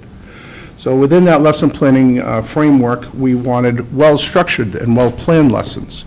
And well-planned and well-structured lessons being lessons that start off with contain the lesson topic, stated objectives, standards, the task, scaffolds or supports that are put in place, and also some form of assessment for that lesson.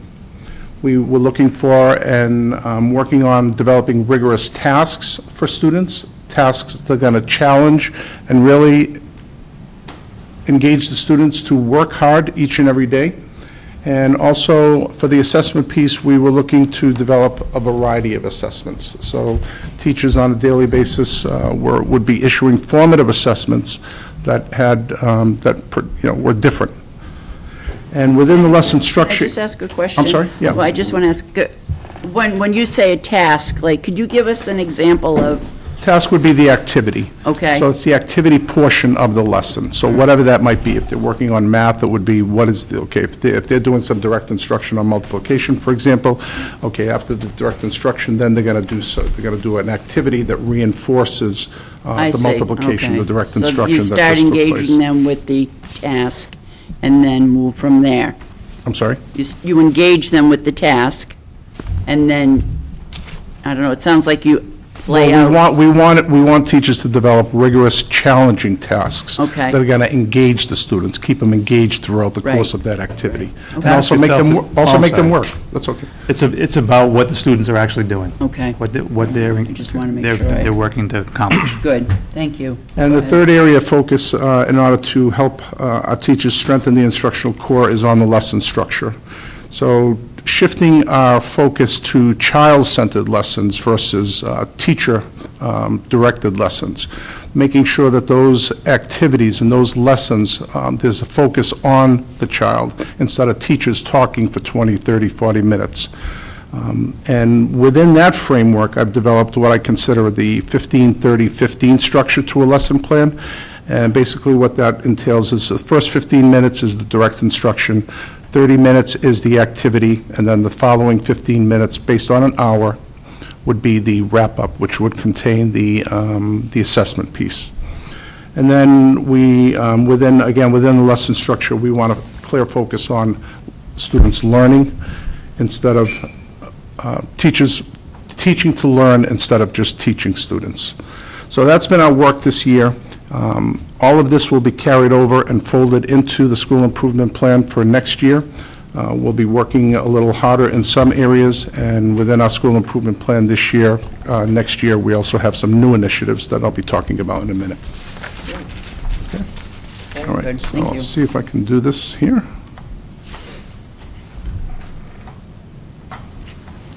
I can't get that.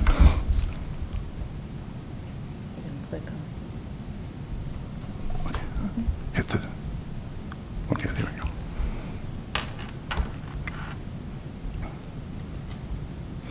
Okay, so we begin with our theory of action. Our theory of action basically talks about improving student outcomes, like everybody wants.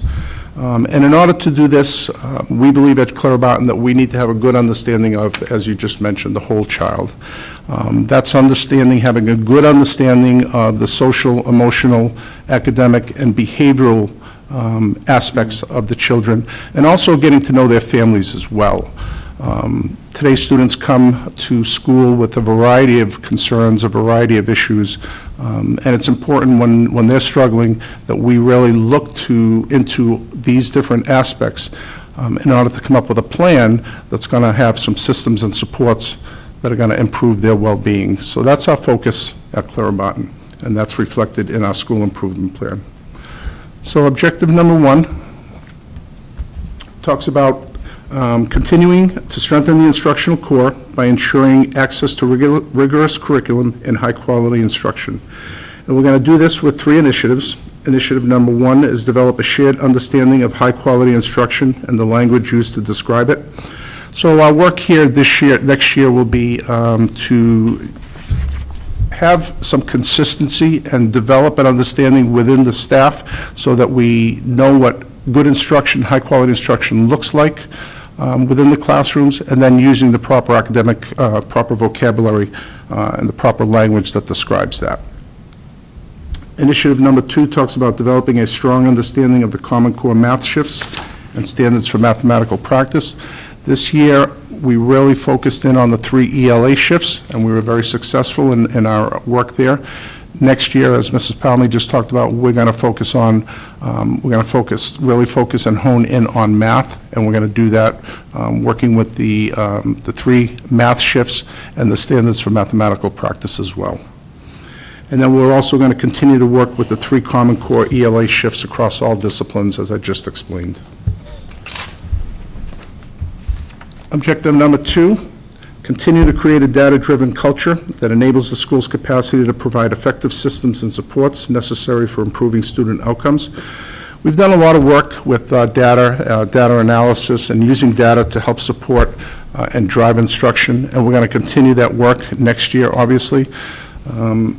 So we're going to identify current data points available and what is needed to support students' academic, non-academic, and social-emotional wellness. So we're going to take a look at the data systems that we have in place and see if there are new areas to pursue that might be available to provide the needed supports and interventions to improve students' academic, non-academic, and social-emotional wellness. Our second initiative talks about engaging staff in figuring out how to develop students' capacity to know themselves as learners based on data, and how to participate in the planning for their own progress. So on the administrative side at Clara Barton, we do a lot of work with data. We continue to, in the classroom with the classroom teachers, they continue to expand their knowledge base and work with data on a daily, weekly, and yearly basis. Next year, we're going to bring in the students into the picture as far as data goes. So we're going to be encouraging teachers to have conversations with their students about what their data looks like, looking at strengths. Those conversations will be around what are the strengths, what are their strengths, what are the areas for concern, and going so far as to develop some goals for those students for the course of the year based on that data. And then looking at those goals as it plays out, as they play out through the course of the year. So I'm really looking forward to this initiative right here. Initiative number 3 talks about review and revise established common grade level assessments to reflect current work around instruction and expectations. I think it's been probably 2, maybe 3 years since our common grade level assessments have been written. So our work has changed over those years. So next year, teachers are going to sit down and they're going to take a look at those common grade level assessments and see how they line up with what we're doing right now and make changes if necessary. And objective number 3, increase schools' capacity to provide targeted interventions and differentiated opportunities for all students. This goes directly to our impact block. So using our data, using the data to identify students necessary for needed supports and interventions. We're going to continue with that this year. Next year, we're going to continue with the impact block. We've had great success with that this year. And initiative number 2, use data and resources to expand our palette of enrichment, new and in place, healthy and fun activities for students. So we do a lot of after-school programs at Clara Barton, and most, if not all of those programs are curriculum-related. And I look at the after-school program as an extension of the school day. A big piece of the after-school programs, they're social, they're fun, but again, there's also academic piece. We're going to look to expand those next year and possibly look for ways to bring the community in and get the community a little bit more involved in the after-school program. And then during the day, we're going to be looking to develop enrichment opportunities for students during the day. I'm looking at right now talking to the technology teacher about possibly developing a robotics program at the school next year, and also look into some ideas in terms of health and maybe even culinary activities. Well, you would be a I'm sorry? Great asset for the culinary end of it. Well, I am a chef. I am I a know chef, that, too. that's what I'm saying. I wanted to have a cook-off with you to raise some money, but you never got back to me, so. That's I was gonna enter into that chili contest, but I said I didn't wanna, Oh, no, that's mine. I didn't wanna steal anyone's thunder. So that's our school improvement plan for next year, and we're really excited about it. We not only did, I just wanted to mention too, not only did I have the collaboration of our school council, but we also talked about this at a couple of our staff meetings. I got feedback from the staff, they gave some input, and it all kind of got folded into what you see here tonight, so. They're both excellent. I have to say, they really are. You can tell that there's a difference in the tone, there's a difference in the work that you're doing. We hear so much more about data now where we didn't in the past, and it's very good. So thank you very, very much. Anything from the committee? I have one question. Go right ahead. In regards to Objective 1, and then underneath with the activities to achieve the outcomes, talking about an array of formative assessments, and it looks like it's going to start in fall of 2015, but it will also be completed in the fall of 2015. Is that accurate, that it's going to just take that window of time to get those formative assessments established? I don't really see that as taking a lot of time. We're talking about dipsticking strategies, quick assessments type of thing, so I think we can get that done in a couple sessions. And is that something that the teachers have had some PD on already, or? We've done some talk through the last year or so about, during our staff meetings, about different ways to dipstick. We're going to kind of develop, formalize it a little bit more, develop a variety of those assessments, and maybe even formulate a binder for those assessments as well. So just kind of make it a little bit more systematic across the building. And is that something that we could possibly kind of see an update on? I'm very curious to see Oh, sure. what type of formative Sure. assessments Yeah. are going on. That would Yeah. be great. Yeah, Thank you so much. you're welcome. Anything else? I'm just going to add one thing that I think is kind of interesting because you're here this evening. Last week, I had a legislative meeting with MASC, and it is with LIFE members and other school committee members, and one of the things that the MASC attorney brought back from the State House was there is a bill, House 391, which is debating, believe it or not, if the student improvement plans should be recommended by the superintendent, and also should the school committee give the superintendent the authority to approve. So that would mean we wouldn't have anything to do with these. It was unanimously by the legislative committee voted to not give the authority to the superintendent, that we wanted to keep the authority so that we could hear what's going on in the buildings and how things are going to be moving forward. I just thought that that was kind of interesting. Sure.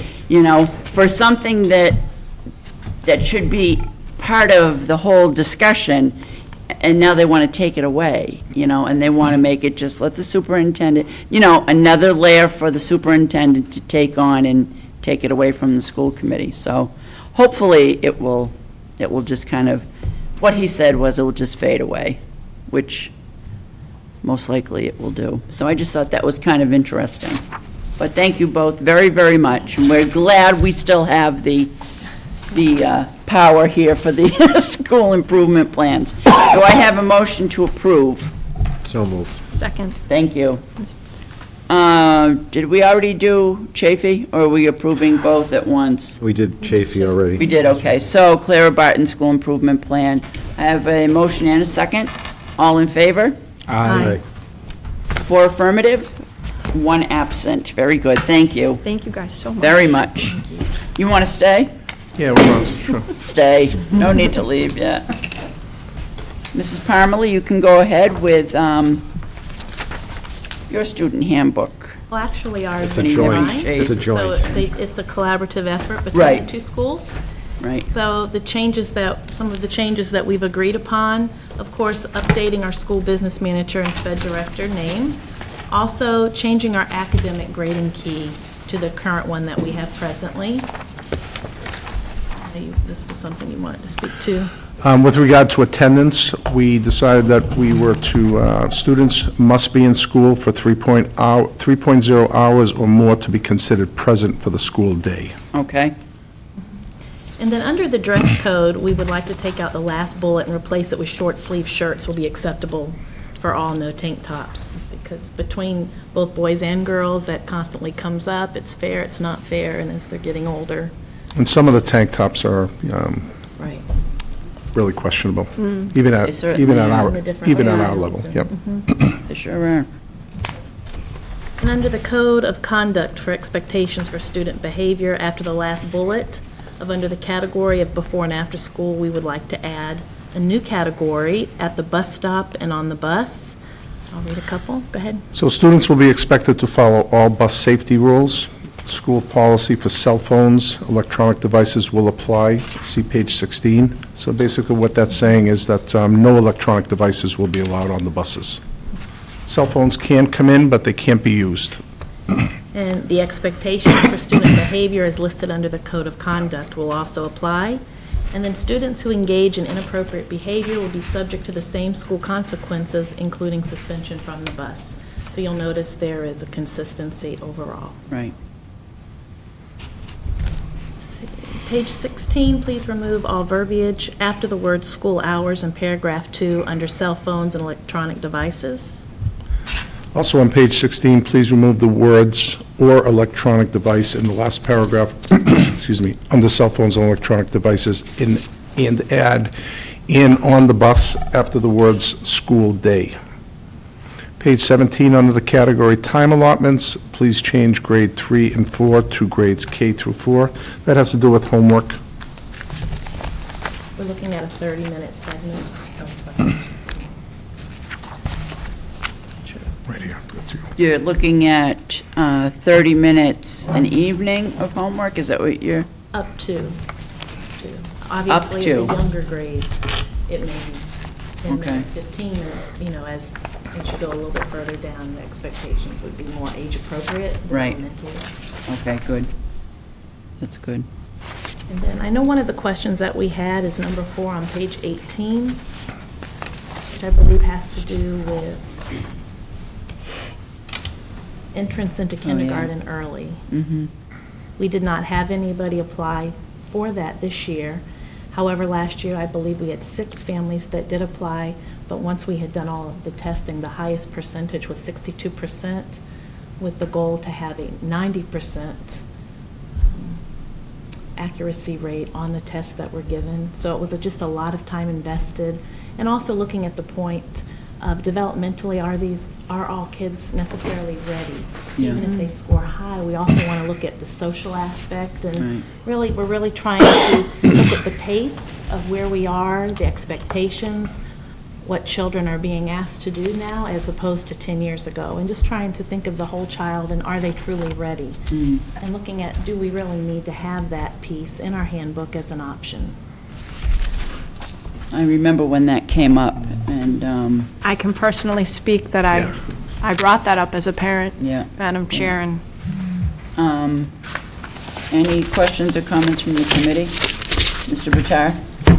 If I may, when I was reading this, it seems as though that policy has come directly from the school committee. And I believe, if I remember correctly, that it's something that we did look at earlier in the school year. And I just want to make sure that the handbook is not in conflict with district policy.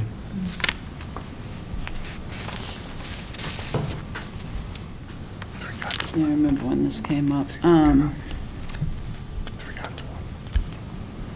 Do you have any, yes, Dr. Garceau, any recommendation? It's my understanding that the reason that the school committee votes on the handbook is that the handbook itself is policy. Yeah. So any changes that are reflected in here would become policy. So the only addition here is the requirement that a request be submitted prior to whatever the date is here, April 1st? Yeah. April 1st. Madam Chair, may I ask a question in regards to this update? What about people that move into the district after the date of April 1st? Would there be an exception made, or is that something that we could write in? Well, I believe the policy was set by the school committee that it would be April 1st. Yeah. And at Okay. that point, that is the cutoff date. That's right, yeah. Actually, in reviewing on page 18, it indicates that this was established in 13 by Yeah. the committee. Yeah, it was. I'm not quite sure where to go with this. I have, now that I understand how it was used, I think we should have let it be. So I don't know if there's any recommendation, if you want to leave it, if it's, I want to understand what it is you're looking to have let be. well, I think that when we had parents come in and say, you know, they wanted their children to come in beforehand, it didn't really work out, right? I mean, it didn't. I can speak to my child who actually fell under this exception, and I'd like to say that it worked out, and she's doing quite successful, and she'll be entering How- second grade in the fall. I How mean, many children have we had come in under this? I believe it was just one. Just one. Right, that's what I'm saying. You know, I mean, My recommendation, Madam Chair, would be no changes to Okay. to the policy as it is. There's a criteria, a screening criteria. Parents have the opportunity to make the request that their child go through the screening. It's rare that a child gets through that and goes into kindergarten early. I don't really see an issue with the policy as okay, it is. that's fine. That's good enough for me. Thank you. Okay, thank you.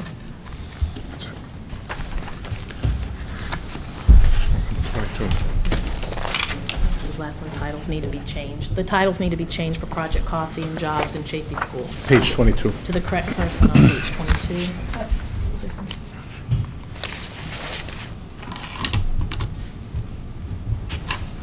That's yours, what is it?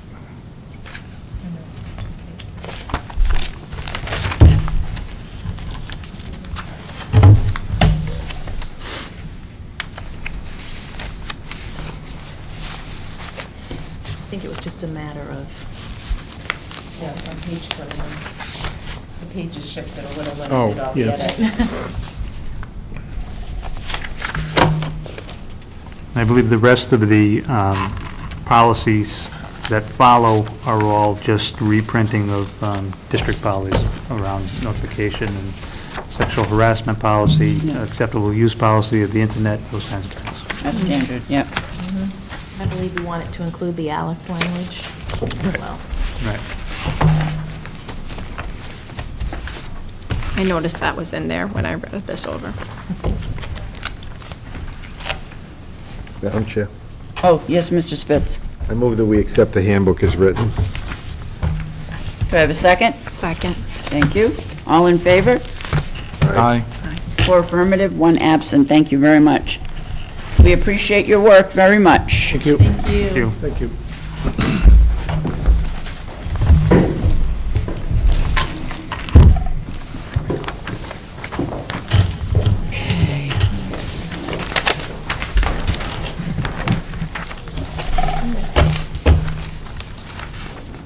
All right, as we go down the agenda, there is no correspondence. There's an out-of-state field trip from NJROTC to, let's see, the leadership training in Newport, October 1st through October 5th. And we do have that request form. Any comments or questions? Do I have a motion to approve? So moved. Thank you. Do I have a second? Second. All in favor? Aye. Four affirmative, one absent. We already went through the policy for the bus. Dr. Garceau? Well, other than, I wouldn't know where to start. At the end of the year, talking about all that's going on in this one year, I really wouldn't know where to start. So I will just say, again, we wish our retirees all the best going forward. We still are very excited about our graduates as they move on from the district. But the more pressing issues for us going forward are around budget. The fiscal year comes to an end next week on the 30th, and we have been working to pare down the budget. It's obviously been a very difficult year. We've had to make a number of cuts and a number of reassignments to all levels of the organization, from the central administration to our custodial staff to our clerical staff, and most painfully to our teachers. You'll remember that we had about 48 notices of intent to lay off go out prior to May 15th. We were able to call back the vast majority of those teachers and have them placed for the fall, but the net is that we are losing about 12 teaching positions going into next year. With the cuts in staffing and the cuts in programming and the cuts in equipment orders and material orders, we still have a deficit to close, and Ms. Folio is here to speak about that. But in all honesty, some of the big drivers continue to be our transportation costs, our special ed costs, which are really a moving target. Those out-of-district placements that we just can't anticipate, that on the low end start at $40,000 per year per student, and can become astronomical. So one of the things that our incoming director of special ed knows absolutely has, well, it's two very much related things, have to be absolute priorities, is the viability of coffee, because the coffee program to a large extent meets the needs of our behaviorally challenged population. And if we can meet the needs of those students in district, we need to for a number of reasons. Most importantly, because again, those students need to be socialized with their peers, they're members of our community, they should be here. And if we're unable to meet their needs here, then it requires an out-of-district placement at a huge cost to the district, and we have to think that we can do that job better by making coffee more viable.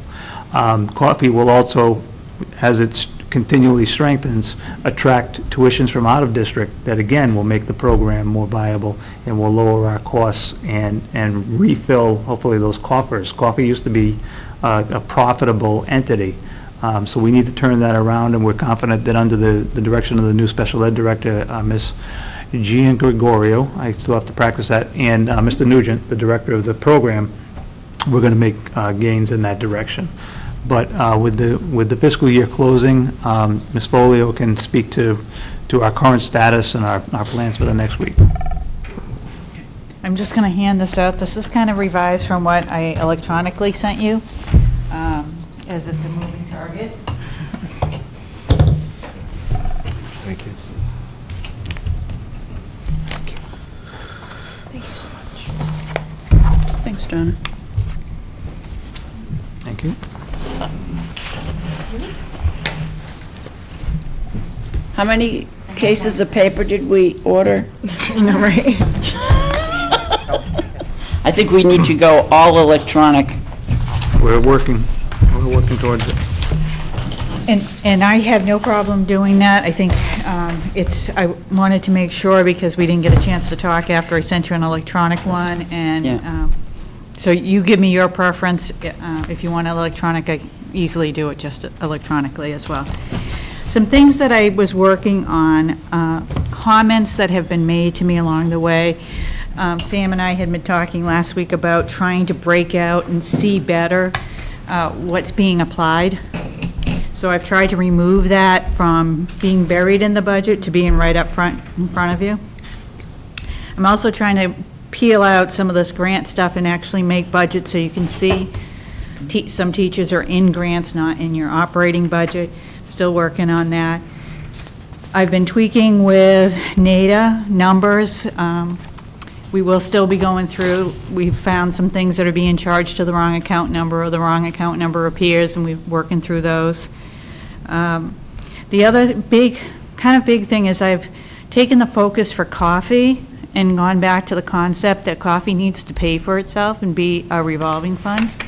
And in order to do that, I had to show a tuition to the town, that the students really aren't free. It's very kind of deceiving when you're funding coffee, when really it should be just a tuition, and it can be a discounted tuition.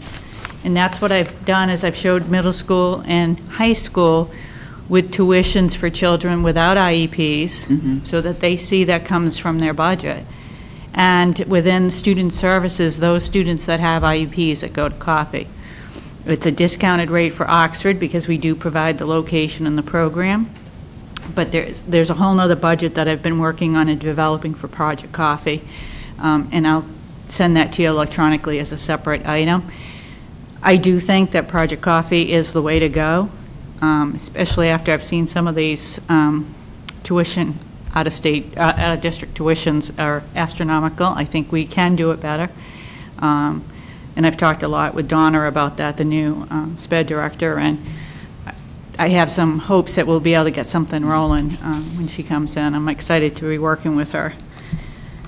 So I've tried to also meet with the different principals, incorporate their thoughts on their sections, and this past week I also met with the curriculum director to ensure that what she had proposed for the curriculum is actually in this budget. And we had some areas where maths weren't, and some items that were on the curriculum list that she had were not incorporated into the budget. So I've gone back and we've made sure all the books that she wanted ordered are going to be in the budget to ensure that that occurs. So I don't know if you... Donna, can I just ask, are the revolving funds in here? They're not in there, they're just, I just showed you on the front page which ones Yeah. you typically hit. Yeah. If it's current or projected balance now, projected would be for your grants, because none of the grants are out yet, so we don't know the amounts, we don't know All right. Title I yet. So I just kind of projected based on what we had this year. Okay. But the other ones, the first circuit breaker, sped revolving, gate athletic user fees, and the preschool offset, those are all revolving type Right. funds. Those are what you have in the account is in that first column. That's what's sitting there right now. Hopefully that will not have to be used to get us out of this year. I'm still working to get us through. We still have still a big warrant, July 15th for the last one. Right. Okay. So I'm going to use as little as possible of these, everything from the operating budget first, so that we can save this to cushion next year. Okay. Thank you. Yeah.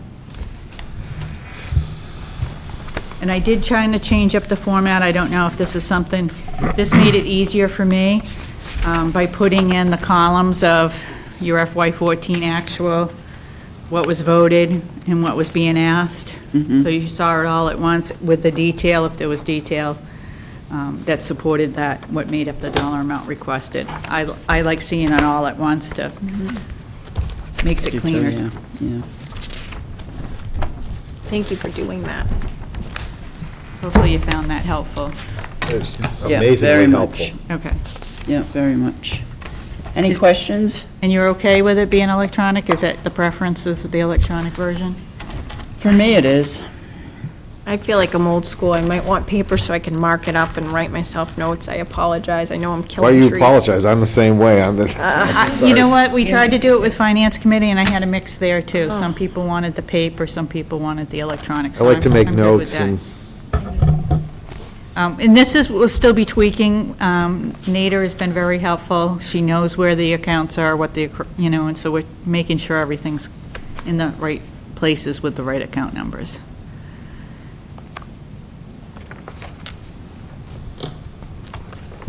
Okay. Any other questions, comments? All right, thank you very much, Donna. A lot of work, but Donna. thank you. Nice job. Yeah, we appreciate it.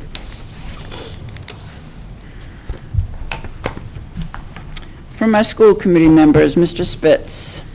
I just want to start off with a question for Dr. Garceau. Last time, the thorn in my side when I was on the committee were teacher evaluations. I went after that for 6 years, and we never got it right. How did we do this year? Ms. Parmalee was here Sunday from what time to what time working on your teacher evals? 8:30 in the morning to 9:30 at night. Mr. Barone, I was in his office the other day, and he had binder upon binder all over the floor of his office. The middle school, Mr. Canacchioli and Ms. Hackett have divvied up the staff and are dividing and conquering to get all of those done. And Mr. Tebow is absolutely on top of it at the high school as well. So we're in very good shape with regards to that. The principal evals that I'm principal and director evals that I'm conducting, I've already met with Mr. Barone on his, and I'm meeting with Ms. Parmalee tomorrow, Wednesday. Wednesday is even better. And Mr. Tebow as well, and we'll have all of those completed. Excellent, thank you. Just a few nice things that I attended. I went to Kevin Wells' retirement party as well. That was on Thursday, and a couple student council things, since we don't have a student council member to tell us about it. We had Oxford's Got Talent on Friday night. It was amazing how much talent came from the elementary schools and the middle school. It was just amazing. These kids are unbelievable. Great attendance. I think one of the better attended events that I've seen with Oxford's Got Talent. And they also had the Student Council Award lunch that I cooked at. So I did the hamburgers and hot dogs for them. So my wife puts me to work more than I can tell you with the Student Council. So that's why you hear me throwing some real attaboys to the Student Council, because they really, it's keeping me busy too. And that's pretty much everything I have. Very good, thank you. Mr. Batar? Well, thank you. I had the pleasure and honor of being a volunteer parent at Chafee's Field Day on Thursday of last week. And more than anything, I was amazed at the number of parent volunteers. What was it, 110? 110 parent volunteers. Not all stayed all day, but just the involvement from the community was absolutely tremendous. And Mrs. Parmley's Twitter feed shows her the storyline of her dunk tank story there. If you're interested in seeing it, she was a great sport and got in the dunk tank towards the end of the day. But it was a great day. Wonderful, and I know a lot of busy time of year. A lot of field trips. I think today was the kindergartners' last day. Yep, so the little ones are moving on. So it was just very busy time of year, and I had a phenomenal day, and it was just a wonderful sense of community. And I was there as a parent, not as a school committee member, but it was just a wonderful day, and a lot of hard work went into that. So much that I've been to. I think they had spring concerts. I went to Chafee. I forgot to talk about that. I did go to the first grade concert because my daughter's in the first grade. So just a lot of great stuff. I did have a question, and I apologize, I forgot to ask during the handbook. I was just curious about the reasoning behind the cell phone bans, for lack of a better term, but not allowing cell phones on the buses. If it's an issue of we're worried about the kids losing them, is it bullying? Or I'm just thinking, some shy kids might like to just have their nose in their phone and play games, but do you know why? Or one of the reasons is what we find is a lot of those phones get taken, or there's an issue where kids are trying to get a hold of somebody else's phone, and it's a distraction to the driver. That was part of it. I believe Mr. Broom can address the other half, but that was part of it. I was just curious more than anything, and maybe it's something that I'm just concerned about. So many kids kind of use their phones as a lifeline to their parents, and mine are still too young, but I know some of my coworkers, their kids are texting them all day from school during breaks and whatnot, and I don't know. I hate to take away that for the kids that really kind of need that. But at any rate, the only other thing that I'd like to request, and I know that we had a budget workshop scheduled last week, it didn't work out. I still think it's something really important. I'd like to see if we could get another one. This is great what Mrs. Folio provided us, but I need some time to digest it. love to go through it and ask the questions line by line like we did before. So hopefully that's something, I know it's getting into summer, but if we could try and get something scheduled, I would appreciate it. Sure. Thank you. Mrs. Griffith? Mrs. Griffin, why did I say? That's Griffith? okay. I have no I idea. answer anything. Well, I have a few things in regards to the evaluations for teachers. Fantastic, and kudos to all of you guys for your hard work. It really shows that you guys are doing amazing things, and I enjoy the Twitter updates. I enjoy looking at the teacher websites. I enjoy hearing from my child, when she comes home so excited about the great things that are happening. Besides the teacher evaluation piece, I feel like the school committee has a responsibility to do the superintendent evaluation, and I know that the date has been pushed off, but that's something that I take very seriously, and I just want to kind of have a clarification maybe the next time we reconvene about when the date will be for us to hand in our evaluation. And in particular, I'd love to see the school committee, after we reorganize, kind of have a set calendar of dates that we uphold and we make sure that we're following. So, we're doing our due diligence for Dr. Garso and the community. I kind of feel like we could do a little bit of a better job at, making things a little bit more formal. So I'd like to see that happen after the, committee reconvenes and reorganizes and whatnot. I also really would like to request that we have the MASC come in and do their, Sam, you can help me out, because I know. District governance program. Yeah, there's a special name for it, and it's escaping me, but I know I distributed flyers through Darlene before to all of us.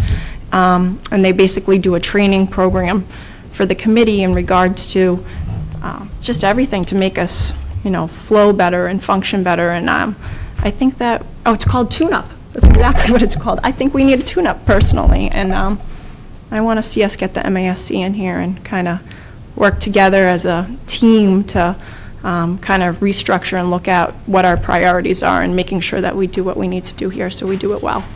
So that's all. Thank you. I just have one reminder that tomorrow night at 6:30 in the cafeteria, for all of my 2016 mothers and fathers, it's up grad night. So if we could put an all-call out tomorrow as a reminder. I put one out on Friday. Yeah, can you do one for tomorrow as a reminder to please come? We need to have a big showing for that because we have to raise so much money. So if they can just be reminded. And that's all I have. Do I have a motion to adjourn? So moved. Second? All in favor? Aye. We are adjourned. Very good.